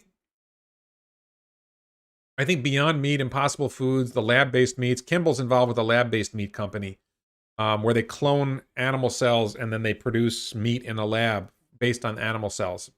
I think those are really interesting technologies. Matthew asks, do you think boring will go through the ocean? Not exactly. Matthew, I think I did this on Twitter. Maybe I should make a video about this. Matthew, what if we did a loop through the Bering Strait? It goes up the Pacific coast of the United States, goes through the Bering Strait, and goes down the Pacific coast of Asia. You could hit Los Angeles, San Francisco, San Diego, Seattle, Portland, Vancouver. You go up through Alaska, you come down, you could hit Sapporo. You go right down through Japan, you hit Sapporo, you hit Tokyo, Osaka, then you head over to China, and you hit Beijing and Shanghai, and you can head down to Thailand and head down all the way down to Australia. You could have a Hyperloop, supersonic Hyperloop running the west coast of the United States, probably down to Mexico and Latin America. I don't know if it's viable to go under the ocean for very long distances, but the Bering Strait is very short. So I think that could really fly. Let's see. Yes, Tesla Millionaires can live off capital appreciation. I agree with that, Yasu. What are my thoughts on Rivian? Do I see them as... I don't see anybody as strong... Somebody asked this question. Do I see Rivian as strong competition for Tesla? No. I see any EV that's good enough as strong competition for internal combustion engine vehicles, and whether they're competition for Tesla is irrelevant. EVs are... ICE is 98% of the market or 99% of the market, and EVs are 1 or 2% of the market. If you're building a vehicle and your goal is to compete with 1% of the market, you're an idiot. If you're building a vehicle, you want to take share from the 98%. It's a lot easier to take market share from the 98% than it is from the 2%. So whoever's building an EV, focus on whether your vehicle is better than internal combustion engine vehicles. That's where the challenge is. Biden EPA targets will be very positive for Tesla. Maybe. It depends how they implement them, Doug. The light show in the Vegas tunnels, that could be cool. We'll see what they do with that. That should be easy to do. Okay, everyone is trying to compete with Tesla, but are there any real competitors? FSD, long range, electric motors. So again, it's not about competing with Tesla. Are you making it better? Is your EV better than a comparable internal combustion engine vehicle? If you're making an electric SUV, is it better than the Toyota RAV4? The gas-powered RAV4? You're making a big sedan. Is it better than a Mercedes S-Class? Is it better than a Mercedes than a BMW? I just did a video where I talked about Model S versus BMW 5 Series. Mr. M says, Hyperloop network seems decades away, not in our life. Do I agree? No, I do not agree. I think the Hyperloop network is... I think that we will see Hyperloop tunnels within 10 years. I think the Hyperloop going through the Bering Strait from the America to Asia... It's a long way off, but I don't know if it's that far off. If you're able to do 1/10 of a mile an hour, that means you can do 36 miles a year. You just need a lot of machines. How many boring machines can you make? If you make 1,000 boring machines, then you can do each one does 36 miles a year. You can do 36,000 miles a year. Tamek, thank you for your contribution. Have you done any more design work on your cyber cabin project? Great question. Not design work on the cabin. I've been working on the land. I actually just spoke with that geologist I did a video with, and I have a soil report, so I have a better understanding of what the soil conditions are. So my plan is in the next few weeks, I'm going to go up and meet with a permit, the building inspector, or somebody like that, to just sort of lay out what needs to be done. I have a potential builder. A friend of mine is building a barn, maybe an hour away from where the cyber cabin's going to be, and his barn is much bigger, but I might work with his builder to build. The cyber cabin won't be the stainless steel thing. It'll be just a cabin. But I may work with my friend's builder to build something. I'm going to check with, I have another builder I'm going to check with too. And I have to get concrete poured, which is the biggest challenge. Jim Whitehead, I wonder why nobody's making EV garbage trucks. They start and stop all day long and would save a lot of diesel fuel. I think that's coming. I think it's, Jim, I think the question is just the volume. You know, how many would you be able to sell? I don't know how many garbage trucks are bought a year. I think that's the challenge, is it's not a big enough market for people to shoot for right off the bat. That's why semi hasn't happened yet, because it's not a big market yet. And you probably would need to use high nickel cells or high energy density cells to make that work. Do I see the slab breaking off into several companies? Neuralink, battery, solar, and what is, I don't understand the question, Greg. Sorry, Greg, I don't understand your question. How much of an impact will Tesla insurance have on the growth story and share price? Okay, so Zion asked a question about Tesla insurance. I do not think Tesla insurance is an important story. I think that Tesla insurance is important in the short term to get people to buy Teslas. In the long run, they won't have accidents, so the insurance won't matter. And Tesla will be responsible for the accidents anyway. Scott Tidwell, thank you for your contribution.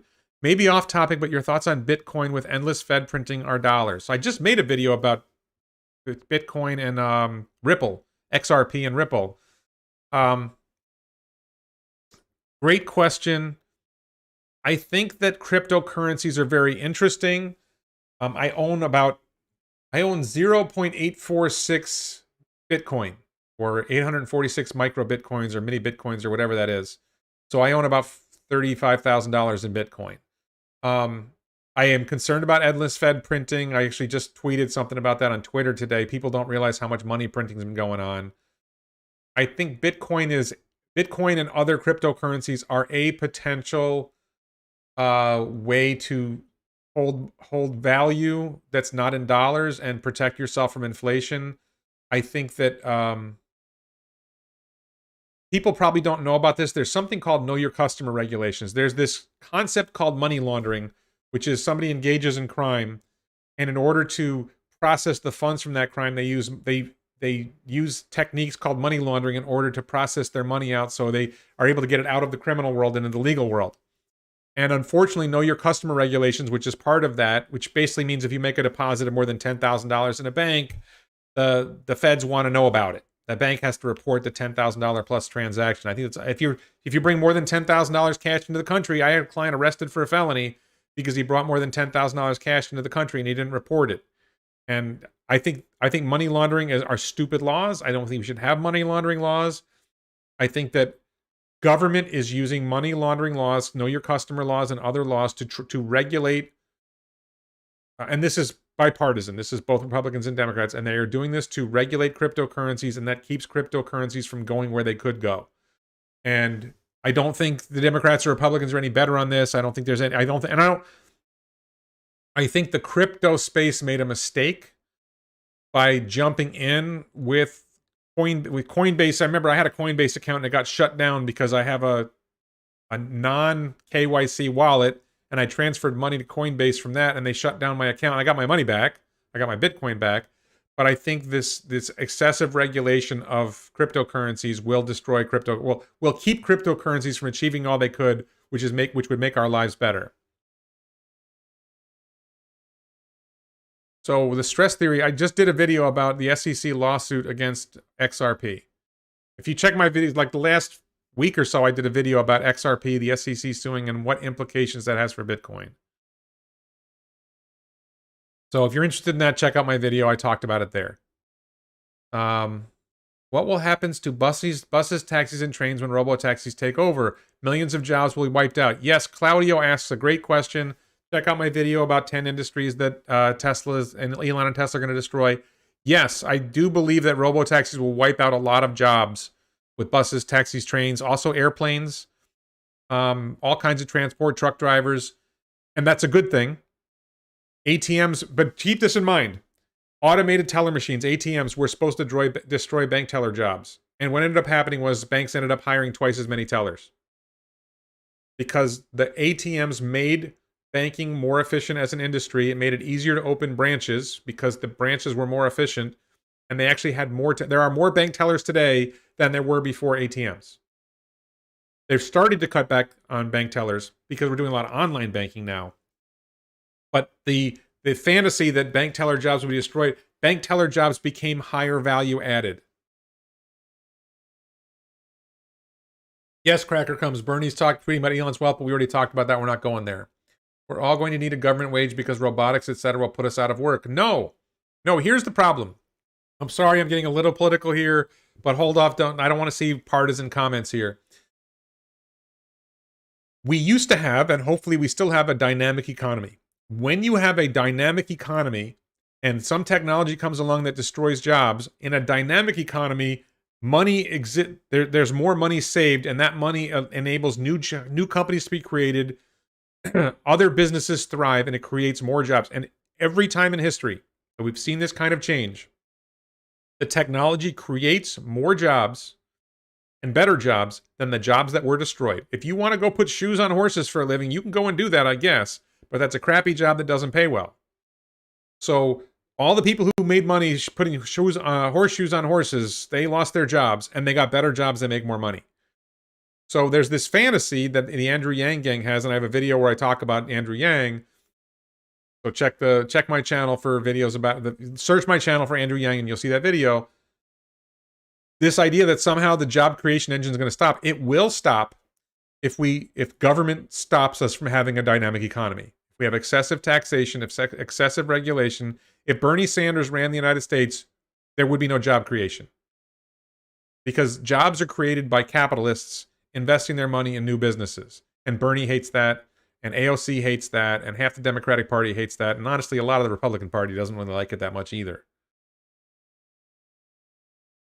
Do I see Tesla breaking off into several companies, and what does that mean for shareholders? I think it might break up into several companies, but not yet.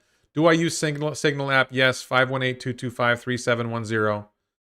When employment gets to 20%, I think we can have the UBI discussion, not before. I don't think we should ever have the UBI discussion. Ben Pena, thank you for joining the channel.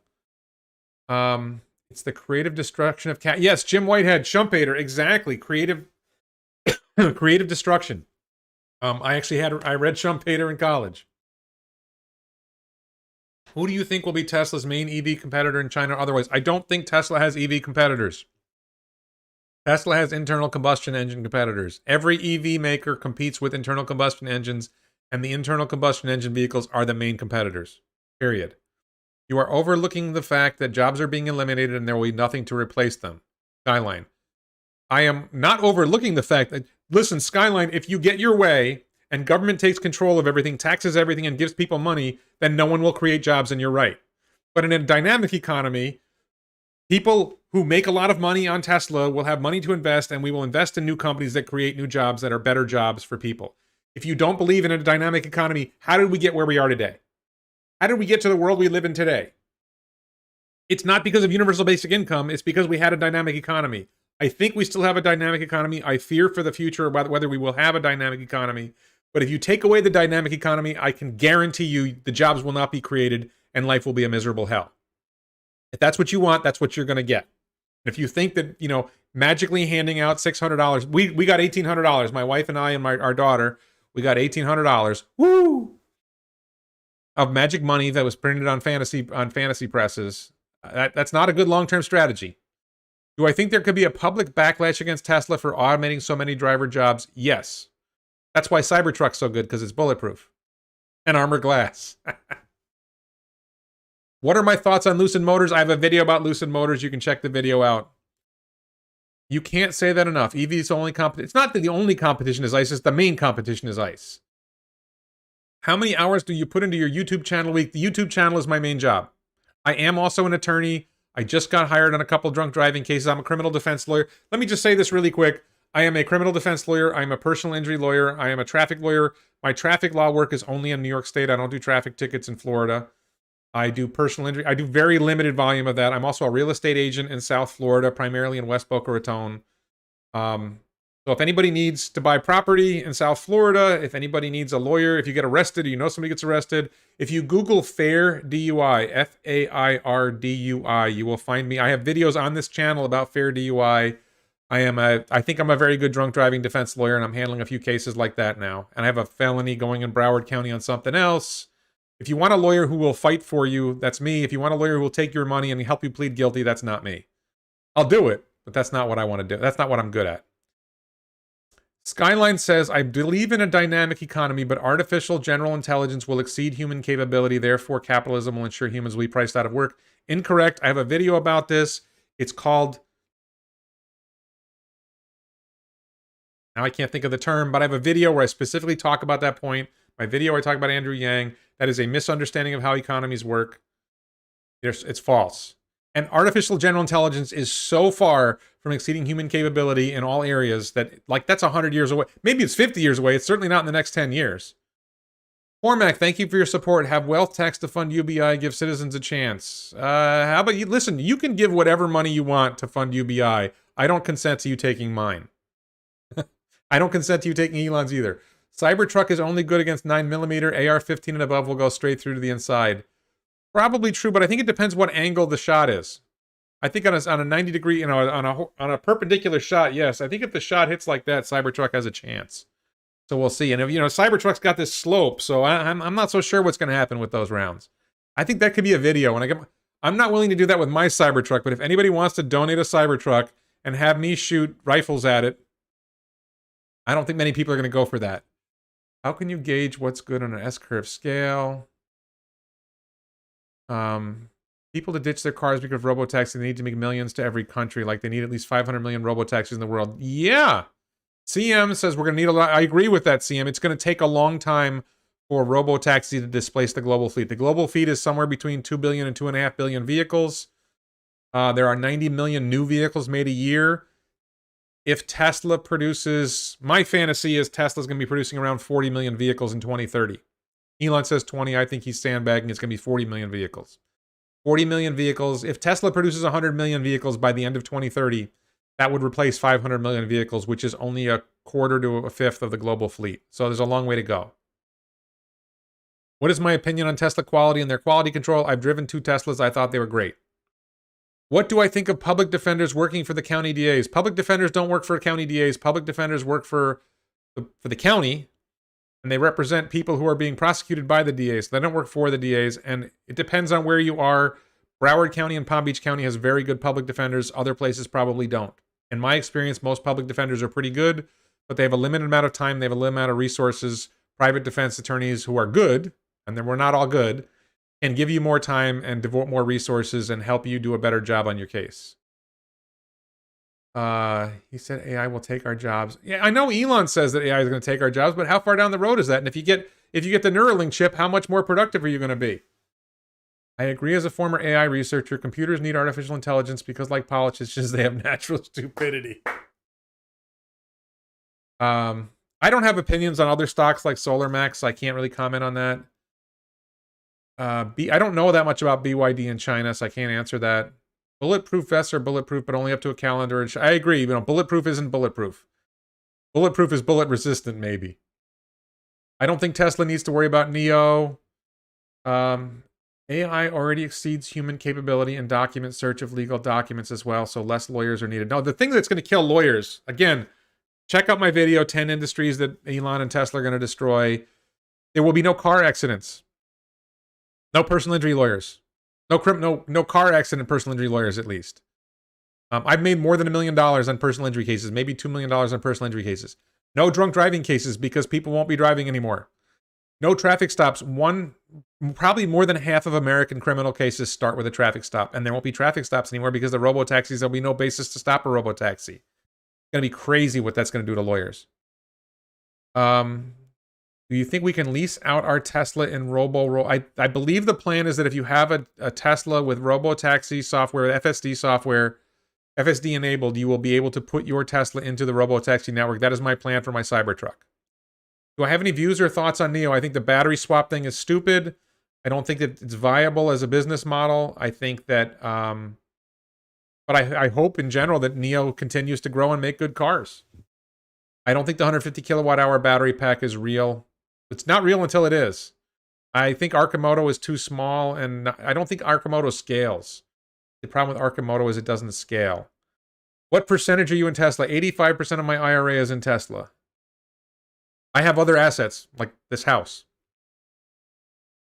Somehow I don't see me getting my head drilled for an AI chip. I don't want to be that smart. So I have a family history of Alzheimer's, and I'm 54 now. I expect that Alzheimer's will start to set in sometime in 20 years or a little after 20 years from now. So I hope to have a 10 chip Neuralink version 10 in my head sometime in the next 10 to 20 years.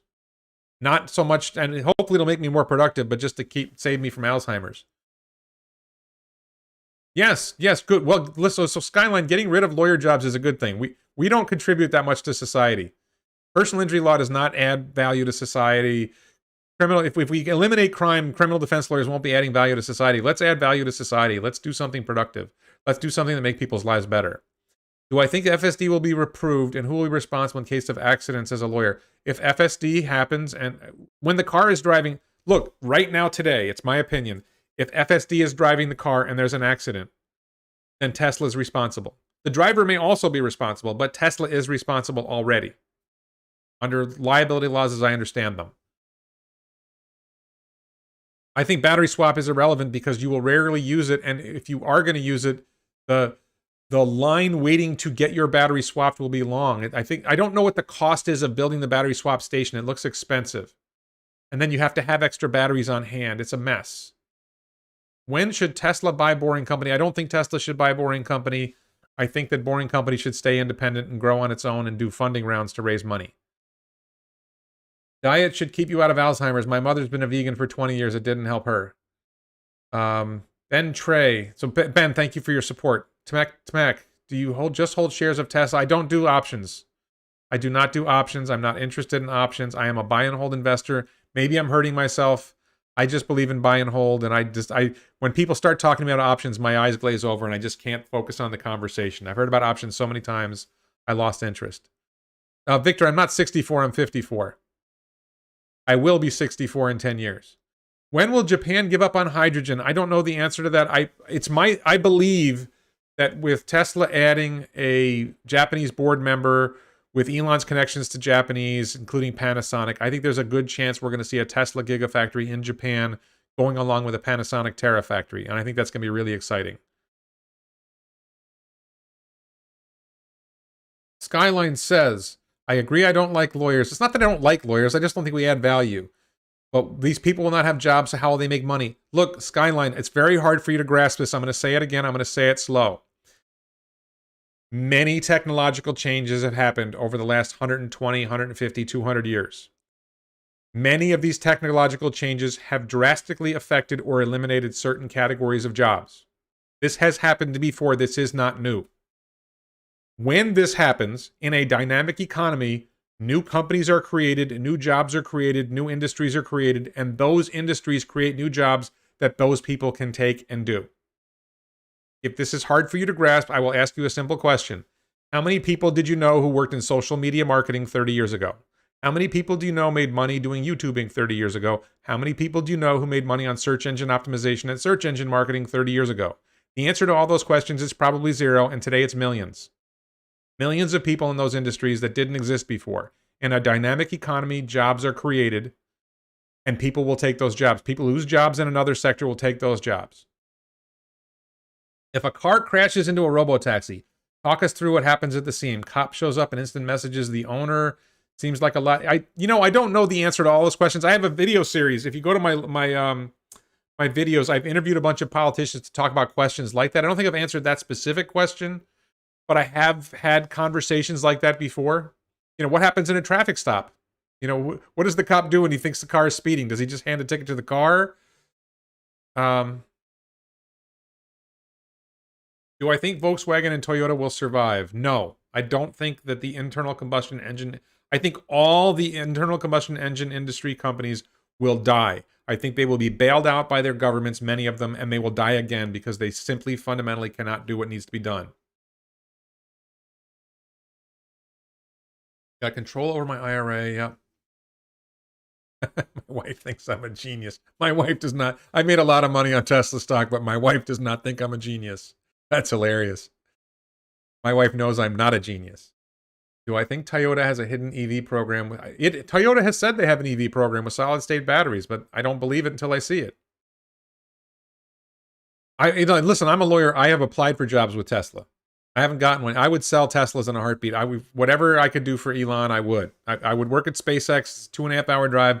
I would find a way. If I had an opportunity to work for Tesla or SpaceX or Neuralink or the Boring Company, I'm telling you right, if Elon, if you're watching this, I'm available. I'm not even that worried about how much you pay me. Let's see. Will oil companies go bust? That's a good question. Well, I think a lot of oil companies will go bust, but I think the oil industry will survive. I think there's a lot of other uses for oil. It's going to be a long time before we get off of oil completely. I actually was thinking about making a video about how shipping would work. What would if you did a transatlantic or trans-Pacific ship? I did the numbers on how big is the fuel tank, and I think it was 15 million. The biggest container ship, I think it was like 15 million liters of fuel. Well, okay, how much battery could you fit in 15 million liters? It turns out it's really hard to squeeze in enough, but you would have to give up some cargo space, a lot of cargo space. Well, you would have to give up some cargo space for your batteries. It's not that much compared to the cargo space on the ship, but compared to the size of the fuel tank, I don't know if maybe the electric motors would take up less space than the diesel motors, but I think it's a really interesting question whether that could work. Do I think the European Union could politically block FSD Teslas, or could, I don't know anything about suing the European Union for that. I do think that some European countries will resist autopilot and self-driving and networks. I think the more socialist your country, the more likely it is to resist it. How fast does your wife start rolling her eyes when you talk about Tesla at the dinner table? Mine lasts about 4 minutes. I would say about 4 seconds. My wife is not interested in my conversations about Tesla. At the end of 2021, Tesla will probably at 1.5 million production run rate per year. That sounds like about my numbers. I think it might be higher than that. What career would you choose if you were a young man again? I would choose engineering. Absolutely 100% engineering. I went to college. I kind of regret going to college. I kind of think I should have just done computer programming. I was already programming computers in middle school and high school. I went to college. I took a bunch of classes. I had fun in college. But sometimes I think I should have. My brother moved to LA when I moved to. My brother graduated college and went to Los Angeles. When I graduated high school and went to college. And sometimes I think I should have just moved out with my brother, slept on his floor, and found a job coding somewhere in California and just learned to code and gotten better at coding and better at coding. And that I would have had a more productive life. I'm very happy with my life. I have my wife and my kids, and life is successful in general. But somehow I think I would have been more productive if I had done that. If I had it to do over again, I would have persevered more and tried to become an engineer, because I think I believe engineers are the greatest thing that makes the world a better place, the greatest career that makes the world a better place. Engineers, computer programmers. I don't feel like lawyers. I feel like I do good work for my clients and I help my clients, but I don't feel like our role in society is that valuable as a whole compared to engineers who greatly improve our lives. On the whole, overall, engineers improve the technology so that life today is better than it was 20 years ago, is better than it was 20 years before that. Lawyers sort of keep things steady state. How much electricity needs to be generated so all these EVs can run? A lot of electricity needs to be generated, but mostly the energy is used at night when currently a lot of power plants are not running.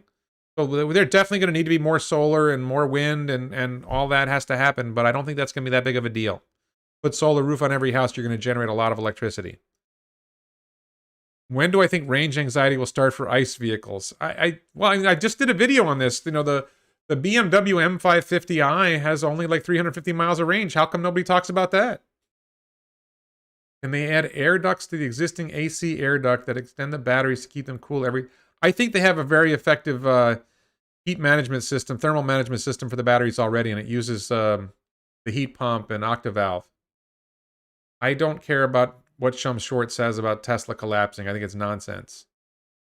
I went to programming, become an AI guy with the masters. The work is hard and fun. Managers mostly suck. Well, no, I think it's about, I think the goal is to get good enough at your career that you can start up. The same thing as I did as an attorney. You get good enough in your career that you figure out what you can do and save up enough money, then you find partners you can work with and start up your own business.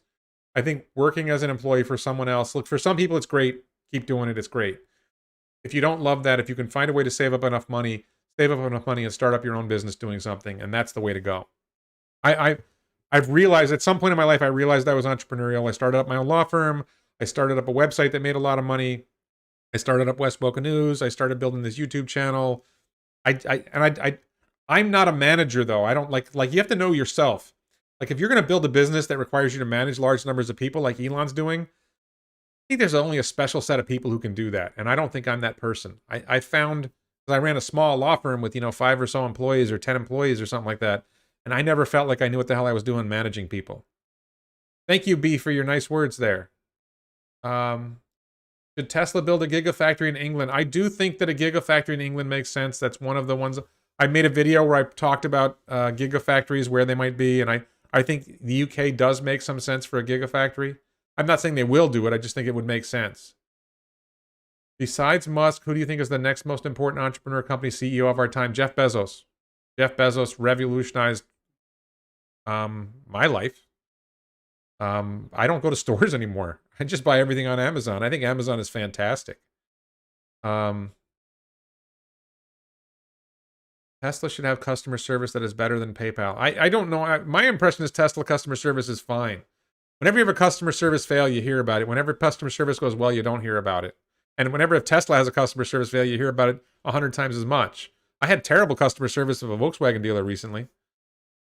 If Elon passed away, what would stock do? So I believe that Tesla has a great team in place. If you watched Battery Day and you saw Drew Baglino, if you've seen other conference calls and you've seen Zach Kirkhorn, I think Tesla has a great team. I think SpaceX has a great team. I think that they would not do as well as they do with Elon, but I think he's built good teams and good cultures and they'll do well. Yes, I own Amazon stock. It's my second largest holding. It's my second largest individual stock holding. Made a lot of money on Amazon. I 10x my Amazon holding. I bought it in 2013. Managed a real estate company. Wow, Jim. Yeah. I mean, I do real estate now. That's a hard business too. People don't realize how hard the real estate business is. People don't appreciate real estate agents. A lot of real estate agents aren't very good. The ones who make a lot of money aren't necessarily the best in terms of helping people get the right house or the right service. I don't know. It's crazy. Real estate is a marketing game. I actually think there's something, I think people have tried this before. Could you find a way to develop a real estate startup, web startup, that helps people sell their houses without having to go through a realtor? It's very hard here in South Florida. We have a lot of homeowners associations with gated communities. You can't even get in to see the house. And people are also very, very bad at selling their own homes. People don't realize this. You think you're good at selling your own home? No, you stink at it. I'm sorry. You don't know how to price your home. You don't know how your home needs to look. Good real estate professionals, and I mean good ones, will help you sell your house and it'll be worth the money. Unfortunately, we're not all good. What are my thoughts on George Hotz and Comma AI's end-to-end approach to FSD? I think George Hotz, is it Hotz or Hotz? I think George is really, really interesting. I think Comma.ai is really interesting. I think he needs to develop it. The problem is that George Hotz developed a system with one camera that basically replaces the rearview mirror. And he needs to find a way of developing a system that integrates, like Tesla, it has 8 cameras and additional sensors to really deliver a more rich experience for the vehicle to be able to get to genuine full self-driving. I don't think you can get there without that. John C., would you pay off your home, take 5% a year, or just take 5% a year? What lies ahead for you and your future plans? We are paying off our home. We have a 15-year mortgage. We refinanced to a 15-year mortgage at a low rate, and we only have 6 or 7 years left on our mortgage. I don't know what you mean by take 5% a year from that. I guess my finances are more complicated than that, and I'm just paying off the house over time, and hopefully I'll own the whole house outright, and I'll be great. How do you keep yourself from saying "you so stupid" about every 5 minutes? I say it in my head. Well, do you think Elon will buy Bitcoin? No. What percentage of I think Elon likes to joke about cryptocurrencies. I don't think he's interested in buying them. Also, maybe he's Satoshi Nakamoto. Can you give me a short summary for a new subscriber what your channel is all about? My channel is primarily about what you see on the screen. This is what my channel is about. Tesla, SpaceX, The Boring Company, Neuralink. That's what my channel is about. I do technology related. I have done videos in the past about criminal defense, about criminal justice. I really think my video about Tiger Woods' arrest, if you check my channel and search for Tiger Woods, I have a great video where I go through Tiger Woods' arrest. I think it's great stuff, but it didn't get that many views. I did a video about if you look at my video channels for arrest videos, If you look at my channel for Fair DUI, that's something I use. I don't make those videos anymore because I have a much bigger audience here talking about this stuff. But, you know, at some point, maybe there'll be some confluence and Elon will get arrested for drunk driving in a self-driving car. And we'll have a great video about that. Thank you for asking that question. Amazon does not split this. I don't care about stock splits. Stock splits only matter for a small percentage of investors who can't afford to buy a $2,000 share. Most investors, it doesn't matter. Stock splits matter to get the stock price low enough that retail investors can buy more shares. If you have $2,000 to invest and the stock is worth $2,500, I think Amazon right now is around $3,200 a share. So if you only have $5,000 to invest, you can either buy one share of Amazon, or you could use what is it called, Robinhood or something like that, to do fractional shares. It's a pain. Visual adrenaline. If you could sell 50% of your equity stake in Tesla to pay off your house, would you? No, I haven't. I could, and I haven't. I won't. That'd be dumb. No, I have no intention of doing that. Who do you use to help manage your stock portfolio? I use Fidelity Investments. I think that you listed TD, Ameritrade, Schwab, Vanguard. I think they're all good. I just happen to be in Fidelity and I'm comfortable with it. I think Schwab is actually really good. I think Vanguard's pretty good. I think Vanguard has good funds, but I'm just comfortable and happy. I don't think it matters a whole lot, and I'm comfortable. And we have a Fidelity office in my town. I don't think the other ones have offices. I'm like a 10-minute drive from a Fidelity office. Never been particularly useful, but it's there. I haven't heard about WAS. That sounds interesting, but how much are 1,300 square foot houses in Florida? Florida's a big state. Prices vary a lot. Yeah, I don't think I'm that good at flipping houses, Jim. I think I tried flipping my mom's condo and that didn't go very well. There's a whole lot going into real estate that it's nowhere near as easy as people think it is. The great Chadsby, SoFi and M1 Finance also do fractional shares. I think the fintech space is really interesting. I'll just say this. I have a video about Square. I think the financial technology space is really interesting with SoFi and Cash App and Square and Venmo. There's a lot of interesting stuff happening. I don't see where the profits are in those businesses. I see the growth. I don't see the profits. I think the story that Cathie Wood tells about how Square is going to make all this money, it just sort of assumes the revenue per customer and the profit per customer will grow to what banks get. And I'm not convinced that that's going to happen. I'm not saying they're wrong. Thank you, Major Human. I enjoyed that video too. Fidelity lets you buy fractional shares. Okay, I don't know. I mean, I have enough that I don't buy fractional shares. I mean, I don't have I don't have Warren Buffett's stock. But I just don't think stock splits matter that much to me. I don't think about it that much. Really like your spur of the moment XRP video. I'm not a crypto fan. I just think it's really, I would be a crypto fan if we get government out of the way. Thoughts on NEO? I covered NEO earlier in the video, in the Tesla news section, if you can look there. I don't think X.com is coming, no. California is too damn expensive compared to Florida. I intend to purchase a house in Florida following months. I'm 25, be the first one. Yeah, well, I think California is a wonderful place to live. There's better Asian restaurants. The Asian food in California is spectacular. It's mostly not that good here in Florida. There's exceptions. Cost of living in Florida can be a lot lower depending on where you go. Redlick builds Mars base in nowhere. I don't know what AMT is. John H., I commute 20 miles a day with my Model Y. Great. As a first-time investor, what technologies mutual funds would you enter into? I'm not an investment advisor. I think first-time investors should focus on the S&P 500 index, and then obviously I think Tesla's a good investment. I think Cathie Wood's ARK fund is good, but it's very hard to give people investment advice because it's so short-term, things change. So what I've noticed is when I give people investment advice and short-term results aren't good, they freak out. So I don't give investment advice. I say what I think is going to happen with companies. Talk to a professional investment advisor.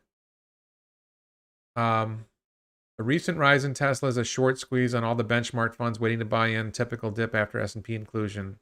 What shirt am I wearing today? I'm wearing the Elon Be Less Wrong shirt. Thank you, Ben. There's links to the merch below. If you would want to buy a t-shirt, I've got a ton of t-shirts. This is one of the most popular ones. Elon Be Less Wrong. There's an Elon Fan Club shirt is popular. The machine that builds the machine I wore in my last video, that's the most popular. That's the most popular t-shirt. What good websites would you recommend to search for a house in Florida? I I don't know the answer to that question. I think it's more, you got to figure out where you want to be in Florida first. If you want to be in South Florida, email me. Will you get in Starlink after IPO? Maybe. That's a great question. Will I buy Starlink stock when they IPO? It depends. When do they IPO? Is it, what are my other options for my money? If Starlink IPOs and I believe in it and Wall Street is talking it down and it gets a really good price and I think it's going to grow a lot, then yes, I would buy stock in Starlink. But if Starlink doesn't IPO until after the network is complete and it's really more of a dividend stock than a growth stock, then I probably won't buy it. Asian food in California has gotten worse. No, don't tell me that. No, I'm talking about Japanese food in particular, by the way, but oh man, that's terrible to hear. It's still good in New York City. I just had the restaurant called Kiku in Park Slope, Brooklyn, and I just had sushi there, and it was fantastic. This is, by the way, sorry going off on a tangent here. You do not judge sushi by the California roll. You do not judge a sushi restaurant by the California roll. You don't judge it by the spicy tuna roll. The way you judge a sushi restaurant is by ordering sashimi or chirashi sushi. Chirashi sushi is a bowl of rice with fish on top. If your sushi restaurant wraps the fish in rice with vinegar and cream cheese and avocado and spicy sauce, then you really can't taste the fish and tell the quality of the fish as easily. If you eat a piece of raw fish and it doesn't taste fresh, then you know they don't have the best fish. So sashimi is the best way to tell whether a sushi restaurant is really good. That's my opinion. And it's really good in New York, almost everywhere, and it's not that good in Florida. So it's very frustrating here. Taylor Wee, why do you keep asking me about Big Short, Michael Burry? I don't care about shorts. They amuse me. What would you do if your portfolio got really big on them? Would you I keep my portfolios in Fidelity. I'm happy in Fidelity. I think Schwab, Fidelity. I don't know enough about Robinhood or Cash App or whatever to comment on them. I think Schwab, Fidelity, Vanguard, whatever. I think they're all good. They're all good platforms. I don't really have a strong opinion about other platforms anyway. I don't know the platform for. I know Schwab and Vanguard offer low-cost index funds, which I think are a really good thing to be in. Yeah, home flipping. It's not. I had the cost overruns, Jim. I flipped my mom's condo, and the cost overruns killed me. And the time overrun. My first contractor went mental and disappeared on me for months, and then I had to hire somebody else, and then I had another problem. Then I hired somebody else, and he cheated me. And it was like, if you're doing real estate and you have people you trust doing the work for you, it's a lot better. I did not have that. If you can do the work yourself, it's a lot better, and I can't do that. I'm not that competent. Will other car makers scrap the dealer model to compete with Tesla? I don't think the existing car makers can scrap their dealer model. I think that new car makers, like Rivian, probably will not bother with the dealer model, and they will have a shot. I think institutions are helping push the stock up the real. Okay. Considering moving from California to Nevada to avoid state income tax, what precautions? You need to talk to an accountant about that, not me. Yeah, Kentaro. Yoroshiku, Kentaro. Dozo yoroshiku onegai itashimasu. Thank you for watching. California Maki. California roll doesn't exist in Japan, if you didn't know that. Kentaro, do they have spicy tuna roll in Japan? I don't think I lived in Japan for a year. I don't think I had visited a couple times. I don't think I ever saw spicy tuna roll. With what's that sauce that they use? There's some weird sauce that they use. It's not Japanese sushi. Oh, Beijing has a good. Yeah, I bet so. Yeah, the sushi's always better when you're closer to the ocean. That's true, but everywhere in Japan's close to the sea. Do I think satellites will be a good investment overall in 2021? I don't know enough about satellites to comment on them as an investment. LeBron James bought the Hummer EV. I don't think he has the Hummer EV. I think he took a picture in a Hummer EV. I don't know what he has. My thoughts on it coming out this year. I don't think Hummer will ever be significant volume. I don't think low volume vehicles matter. High volume vehicles matter. You fire a lot. So, thank you, Kentaro. Yoroshiku. I never ate it. No, I watched the movie Jiro. Was it Jiro? Jiro Dreams of Sushi. I watched the documentary, but I never ate there. That's like crazy expensive. I don't think you can get in. I think you have to make a reservation 6 months ahead. Great Chadsby. I was in Kitakyushu for a month and I was in Hiroshima for a year. Yeah, no, there's no, people don't even know there's no spicy tuna roll in Japan. I don't even think there's a rainbow roll, right? Kentaro, I don't think there's a rainbow roll either. This mix of it, it's like totally contrary to the idea of sushi to have a rainbow roll. I could be wrong. Maybe Kentaro will contradict me, but yes, that's, by the way, people are talking about Jiro Dreams of Sushi. It's on Netflix. That's a great doc. If you like sushi or you like Japan, that is a fantastic, fantastic documentary about sushi. About this guy who runs the best sushi restaurant in the world. And I would love to go there. But it's like, I think it's like $400 a person. Crazy like that. I think his son runs a restaurant nearby and it's like $200 a person. It's like, save $200. Rivian will be a bust, maybe. I don't know whether Rivian's going to be a bust or not. Yeah, I think Jiro's probably gone, but I think his son runs it. All right, I think we're running out of steam. We're more than 2 hours in. I want to thank everyone for watching. Wow, a lot of people watching. Thank you so much for watching. So, looking forward, I'm probably going to make a robo-taxi video soon. I've got a pipeline of videos I'm going to make, so please keep paying attention to my channel. Please subscribe if you haven't subscribed already. Please check out the merch below. Support this channel on Patreon.